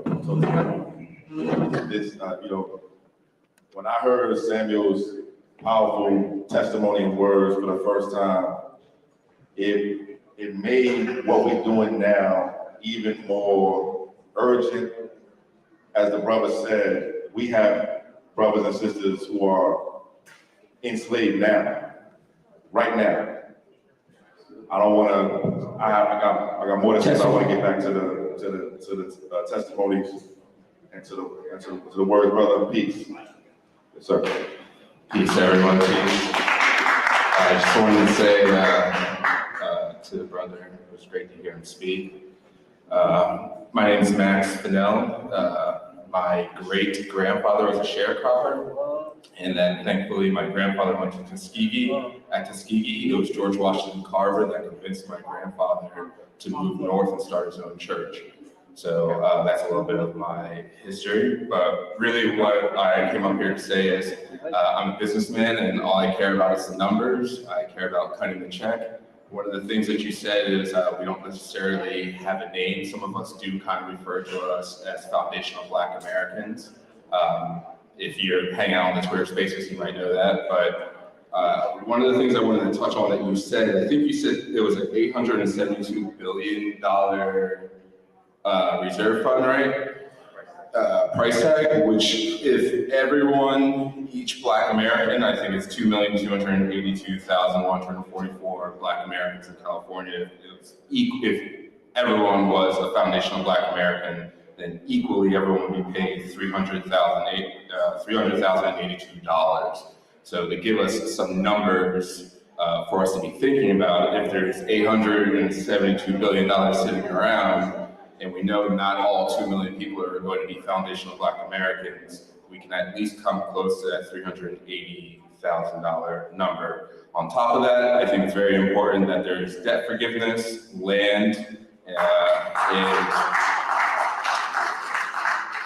I've lived here for 7 years, and I can't begin to tell you how much money I've spent on rent. So when it comes to housing, there's got to be something, no down payment, 2 years, 3 years, no payment, something like that. But land, money, and that number is around $380,000. Thank you. The brother is absolutely right.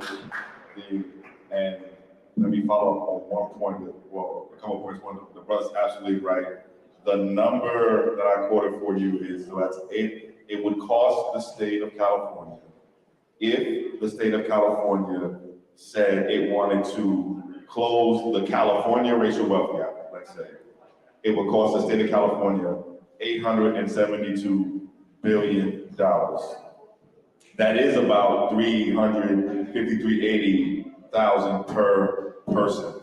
If we broke it out for every eligible person, I'm gonna do something I'm not supposed to do, but I'm gonna add my own personal thought on this. I'm gonna take the host privilege, co-host privilege. That ain't enough. Even that ain't enough. It ain't enough. One, and that may be a good place to start, right? Because it makes sense, right? You can, right? But that ain't enough. I think we all kind of feel that. Also, that will just be for me, but I want my kids to get it. I want my kids to get it. I want my kids to get it. I want it to go from generation to generation to generation to generation. We could talk about how many generations, but I want to make sure that my generations that come after me are also a part of the conversation that we get. So that's an amazing thing. And thank you for having me clarify on the actual what it means per person. Also, you're absolutely right. Black folks, and some of y'all know this, some of y'all online, some of y'all offline, Black folks right now are going through a lot of discussion, conversation, debate about who we are as a people, what we call ourselves. Some people use different labels. We heard American Freedmen, Shanna. We heard Foundational Black American just now. We have different ways of talking about who we are. The US government right now calls us Black/African American. And that's a problem because Black/African American, legally defined, you could go check this out. We talked about the census. The census has a definition of what Black/African American means. It means, legally, anyone with origins from the Black racial groups of Africa. Literally what it means. Anyone with origins from the Black racial groups of Africa is what the US government calls Black/African American. Where am I in there? Where are you in there? Why don't we have a specific place for us that ain't something that's connected to a whole bunch of other people who come from what you might call the Black racial groups of Africa? That's what I mean when I say we don't have a name. We don't have a name, we don't have an identity, a specific identity as a people legally recognized by this government. We have our own understanding of who we are. We have our own knowledge of who we are. Thanks to the grace of God and to our work, we have been able to figure out and understand who we are better than we were ever taught. That's what we've been able to do as a people. What we are fighting to change is what our government, the government that we built, calls us, sees us as, what our identity is legally. And as we said just before, that's actually going to start to change in 2023 because thanks to the work of people here, California will be the first state to start to what we call disaggregate or break down data, information, and specifically start to create a way to collect information for us specifically as a people. This is going to be the first time this has ever happened. So, let me stop talking. Go to my next testimony. Yes. Hi, thank you very much for having this listening session, particularly here in Oakland. My name is Vanessa Huang. I live here in Oakland. I'm a Californian, and I also sit on the Cultural Affairs Commission of the City of Oakland. And why it's relevant, and I thank you for letting an old Asian lady be able to speak up here, because I really do believe oppression on any group of folks is really harmful to everybody's lives and souls. So I think this needs to be important to everybody, and it is. So I had, you may have started answering some of this question, and certainly the speakers before have brought up many things that I'm concerned with. So there's been more talk about the compensation of the 5 forms of reparation, and I was wondering if you could define a little bit more what restitution, rehabilitation, satisfaction, and in particular the guarantees of non-repetition, because we can compensate folks, and as you said, it's not enough. You know, folks here and the generations after, I'm really hoping that we can address the systemic racism that is the legacy of slavery in this country, that is also very strongly addressed by the task force, because we can just see the continuation of injustice without fixing the systems that oppress people, that extract from Black folks in this country and from other people of color and from women and from just so many, until we address the systemic pieces in this country and in this state that have disadvantaged people's being able to get loans, being able to buy houses, being able to get educated and know their history. And this is why it's important to me as somebody from the Cultural Affairs Commission, it's about pride in your identity and not having to swallow and internalize the racism of this country. So I'm really curious about what the task force has to say about that. Thank you for the question. I feel like a task force member. I look like task force members. So let me get to the question, and then brother, I'll come to you. The other forms of reparations. So we focus heavily on the compensation because if it don't have compensation, it's not reparations. Let's establish that. If it doesn't have compensation, it's not reparations, first of all. Related to that, first of all, is a lot of what we've been through and go through here is a result of us not having the type of wealth and the type of financial position that we're supposed to have as people. The position that we're supposed to have from being the people who built this country and had our wealth stolen. So I expect that a large majority even of the reparations proposals that we see will be focused on compensation. I advocate actually for more than half of what we create as reparations actually be in the form of compensation. What is restitution? Restitution, generally speaking, is the return of land, the return of property, and or the return of your opportunity for land and for property as it was taken from you. So land and property, that's restitution, mostly. Rehabilitation might be what you think of as the non-financial forms of compensation. So they could be things like free education, free healthcare. I put no taxes in there to be honest with you. The type of non-financial stuff that we need as a people are what you might call rehabilitation. So these might be programs and services that offer us free education, free healthcare, etc. Satisfaction. That is mostly what you might think of as the more symbolic stuff. So changing our textbooks to make sure that the history is told right. Taking down racist, white supremacist symbols and signs in our communities. The more symbolic, a public apology. These are the more symbolic forms, but this is what is in the satisfaction form of reparations. The guarantees of non-repetition. These are changes in laws and policies. These are actually what you might think of as the protections.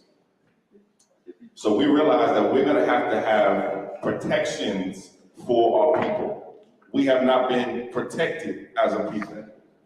We have not been protected physically. We have not been protected financially. We have not been protected in many ways. So the guarantees of non-repetition are the protections that we need as a people, and they can come in a few different ways. You can change laws and change policies to make sure that we are, for example, a protected class. That Black folks in this country who descend from U.S. slavery actually get a protected class status. We get our own special status as a people. That's a type of protection. That's a type of guarantee of non-repetition. There are other types of guarantees of non-repetition. And also, keep in mind that each and every single one of us is a part of actually creating what these mean. This is what the job of the task force is over the next year. What you think the answer to those questions are going to be a part of what the answers to those questions are. This is why we're doing this listening session. This is probably our 10th or so reparations community meeting. We're going to have another one in LA on Juneteenth. We will absolutely be back to the Bay Area, I'm sure. We will be in other parts of the state as well. There are 6 other organizations doing very similar community reparations listening sessions also. So those are some general definitions of the other forms, but let me say one thing too. And I want to make this point because we got Black folks in here who descend from U.S. slavery. We got potentially Black folks here who don't descend from U.S. slavery. Then we got some non-Black folks in here. One thing that I'm going to speak for myself, and if you're Black, if you feel me, you won't feel me. One thing that we are tired of, I'm tired of, is actually having to put the burden of actually curing racism on the backs of Black people.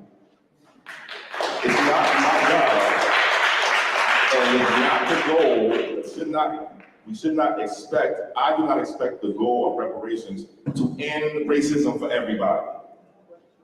That's not our job. That's not our job. If we repair this community, which is at the center of racism, if we repair us, I'm sure there's going to be effects that are good for other people who experience racism. I'm sure. But quite sure. But the goal of this is to repair us. And this is what we're doing. We're centering us. And we're being unapologetic about centering us. And we're not scared of that. And that's okay. And it's going to be for the first time in a long time that we've said we are a people that deserve repair, and we are the most important people we are talking about right now. We are. We are. We are. Doesn't mean, I might be able to add, it doesn't mean. We don't have to explain it. We are a people that deserve repair. We are owed a debt. Yes, it's going to help other people in some ways, but that's not the goal here. The goal here is us. Want to add a little bit of context to your question. Thank you for the question, though, brother. I'm coming to you. I think that's the perfect introduction. I'm here because of you, and I'm here because of justice. And my name is David Mayer, and I live in Berkeley. And as Dr. Parrish referred, we are part of the Reparation Generation. Reparation Generation is a nonprofit organization that is Black-led. We are taking wealth from white individuals, corporations, and foundations, and transferring that to Black descendants of chattel slavery. We're doing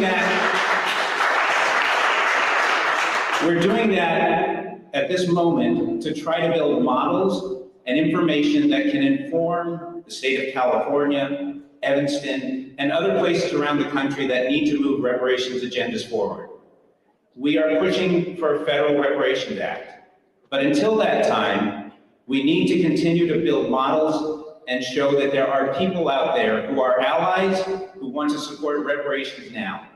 And so with that, I want to thank you for this hearing, or these listening sessions. I also want to acknowledge Dr. Parrish's work to help enlighten us, not just on how genealogy can be found, but also the importance of restorative genealogy and helping heal the loss of identity.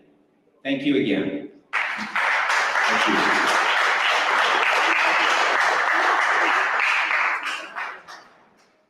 Yes, ma'am. Good afternoon. So first and foremost, I want to say this is very emotional. But as I look out across the room and I see my people, despite the continuous barrage of hatred and violence that is being exercised against us every day in this country, this is a representation of our collectiveness, of our resilience, of our determination. This is who we are. Don't forget. On the heels of an 18-year-old kid who decided that he wanted to go and shoot and kill people who look like us, and have the audacity to write reparations on his gun. Though we are here in California, and what this coalition is doing is a Herculean effort. It is something this country's never seen before. And I have full faith that it will all come into fruition. But I want to remind us, don't forget where we are. Come hell or high water, we will survive. That is what we do.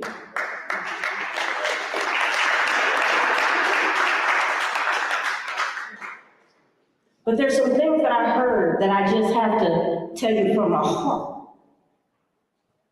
A lot of times when we hear the terms reparation, we think about financial compensation. And I've heard that a lot, cut a check. We need economic investment into us as a collective of people in our communities. Because the reality of it is, this country was built on our backs. It doesn't want to acknowledge that, but we know what the truth is. To be told to go back to a place that is not ours, as though the land that we stand on, the blood that has dripped from the veins of our ancestors, we own this place. And we should not have to ask for what is rightfully ours.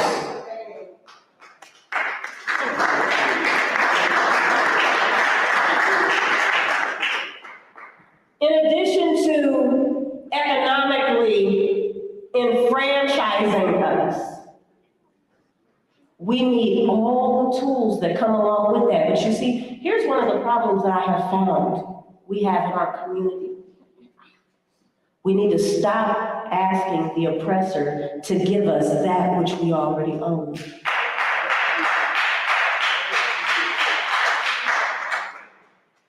They are winning because we are not as collective as we need to be. They are winning because they have systematically, psychologically indoctrinated a belief system about us, to us, that we believe. Every last one of you in this room, you are my brother. You are my sister. Those babies belong to me just as much as they belong to you.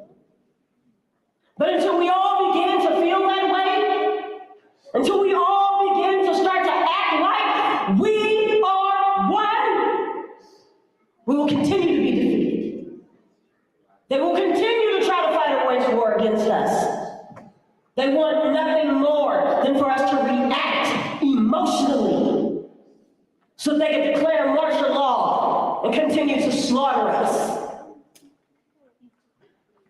I have a 5-year-old child sitting over there whose father spent 24 years in prison. They thought they were going to break us. You see, there's all this controversy around Willie Lynch. Whether it's real or not, the reality of it is we see today that which was spoken then. We see the manifestations today. Reparations for me looks like us acknowledging one another as sisters and brothers. Reparations for me looks like if you need help, my sister, I come to you. You don't have to ask. Reparations to me, y'all remember old school? Y'all remember? We took care of each other. If your lights was off, that extension cord might come across the driveway. Now, because we're warning now, I just need you to plug in the light in the refrigerator. Don't get crazy over here. But me and the community gonna raise some money and pay your bills, but I can't have you and them babies over there and your food going bad and you come. It's about collectivity. It's about recognizing that we are beyond comparing our traumas. We are not our situation and our circumstances. We will not be defined by that which someone else has assigned to us. The fact that you're sitting here in this room tells me that we all want the same thing. We may say it different. We may go about pursuing it differently, but at the end of the day, we are all searching for that place to call home. We need the resources to build our own schools so that our children are pipelined. We need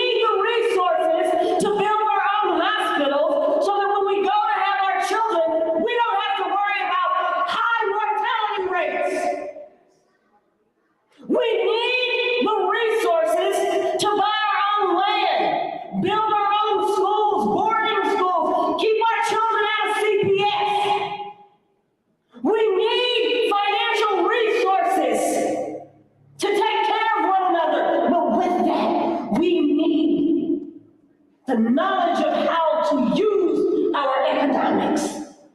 Because a lot of us that had a lot of money and we ran through it. Because we are running around here looking at the definition of success based upon what the Anglo world says success is.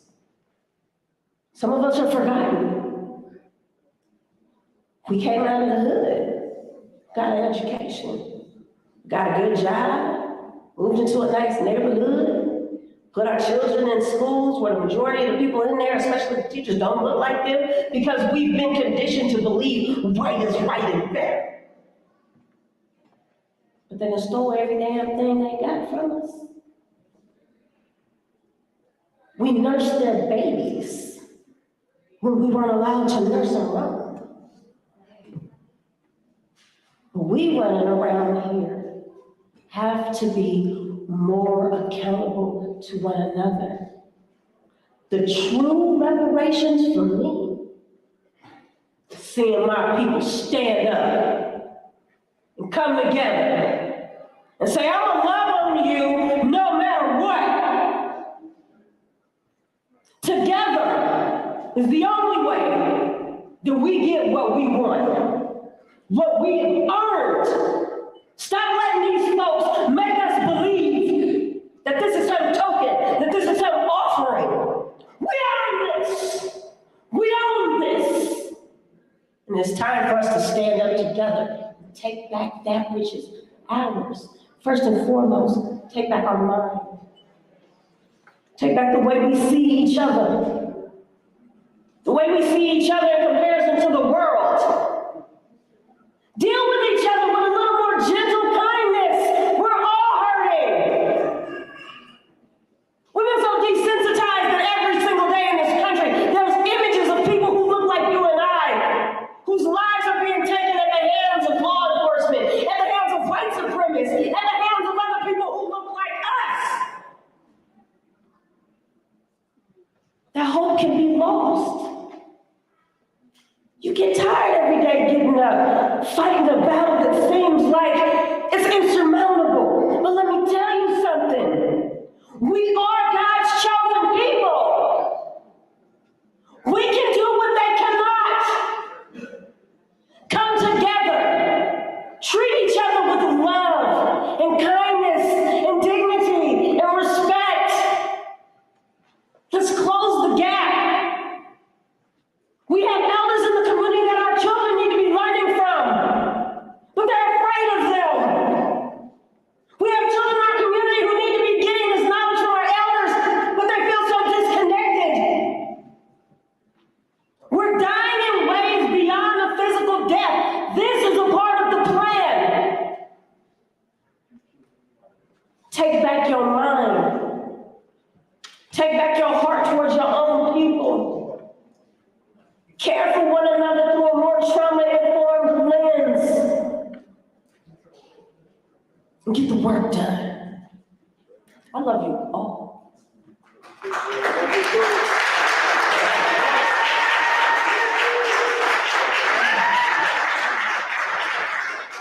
Thank you, sister.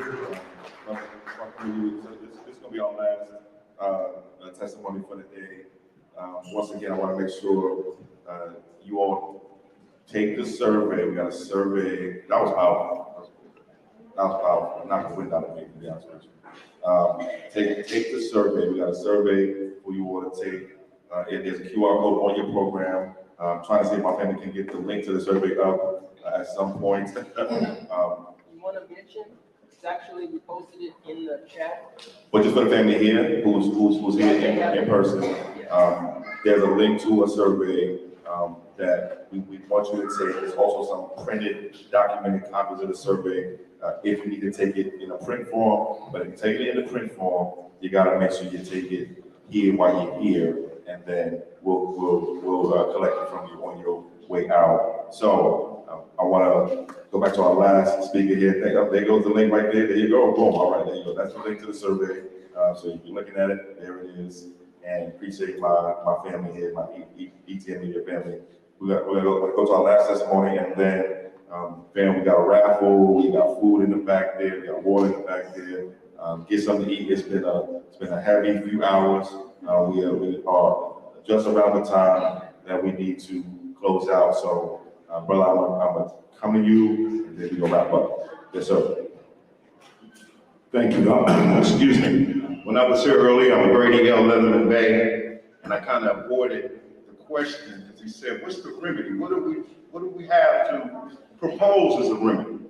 Well, I bring here to you, in quote Norcal, under the ABX 26 and 27, under the state mandate, which is a constitutional amendment to redevelop the states in a community trust. ABX 26 and 27, already signed, deals with the money for the schools, bridges, roads, and highways, and it's a dissolution contract from the state. Yeah, you break that marriage contract, but you gotta be in your proper state. So, LMAC-RIV is a new community grassroots obligation to do international shipping and whatever means we need, a matrimonial contract, tax shelter, whatever we need as a people, that we can go into the municipality and transitively remove all the entitlement and send security insurance numbers and endowment contracts to the proper state, which is called wedlock, where people, men and women, are married, not colored people, black, which is now the 14th Amendment. So we're gonna deal with a matrimonial contract and wedlock between men and women. It's reciprocal. And last but not least, I want to go over some principles. 1902, Frederick T. Gates, Bill Gates' uncle, and John D. Rockefeller from Chevron created Common Core curriculum to teach us the stuff that you learned under the colonization in 1924. Now, this was done by Walter Krecker, vital statistic record in Virginia, because when you start talking about 1619, you talk about King James in Jamestown, Virginia, the first colonies under the Empire of America, the Lombard Empire, the FOTUS contract. FOTUS means fetus, if the women don't know. Up when it's corporate. If you deliver it up, you got a security insurance number. So, the ABX 26 and 27 through California was signed as the revenue for all your endowment contracts under vital statistics dealing with the records and SKU numbers under endowment and maritime children bottom trust. Okay? Now, in 1924, Walter Plecker changed the record for all you black people. Because prior to that, we were known as Swarthy, meaning dark. We were called Dubois, like Dubois, W. Du Bois, meaning dark. We were called Stewart, meaning dark. We were called Native American. We were called indigenous. We were called brunette. Brunette wasn't that hair contract until after 1924. Brunette means you were dark skinned. Just like Patsy, George Washington's wife, the black lady. Now let's start studying. Okay? Now, I'm really red. The light skin is really gold.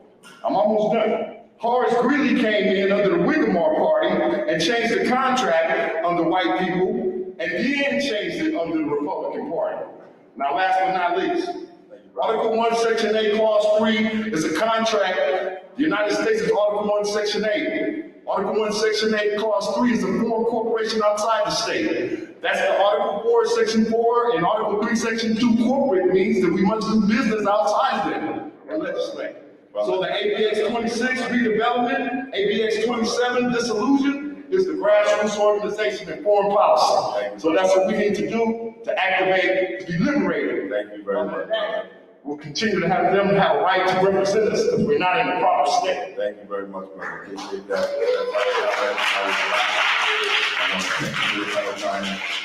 So, all right, we are now to the end. I want to thank you all once again for joining us. We have, again, food in the back. We got some raffles, I believe, as well. We got your own people here to have a conversation with and talk to. So make sure you do that as well. I want to thank everybody once again, from our volunteers to our ETN media team, to my co-host brother. Thank you again for everybody coming out. We just had a couple of call to actions, as Chris has stated before. Please make sure you take the survey. All right, so we have here, we have some paper forms, so we can make sure you take care of that. Also, we have a sign-in sheet for those to volunteer. We've been talking about all these different things that we want to do and how we want to help our community. It's not just us. We're regular people. we want everyone else to get involved as well. So please make sure that you sign up and get involved so that you can be the change that we need in our community. You know, if we're just talking about it, not being about it, there's not going to be any change. So as we heard from Marcus, you know, we're regular people, so please get involved, sign up, and let's get to work and help change our community.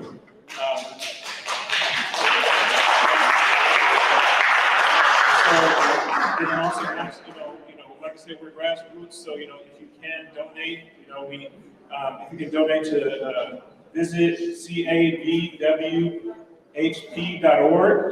If you can go there and donate, you can donate to CJEC directly. Okay, so anyway, you can connect with us and we'll give you information if you want to donate to CJEC. And then also, like I said, you know, stay, we're going to have food and raffles, you know, and let's just conversate. Appreciate everybody coming. Thank you.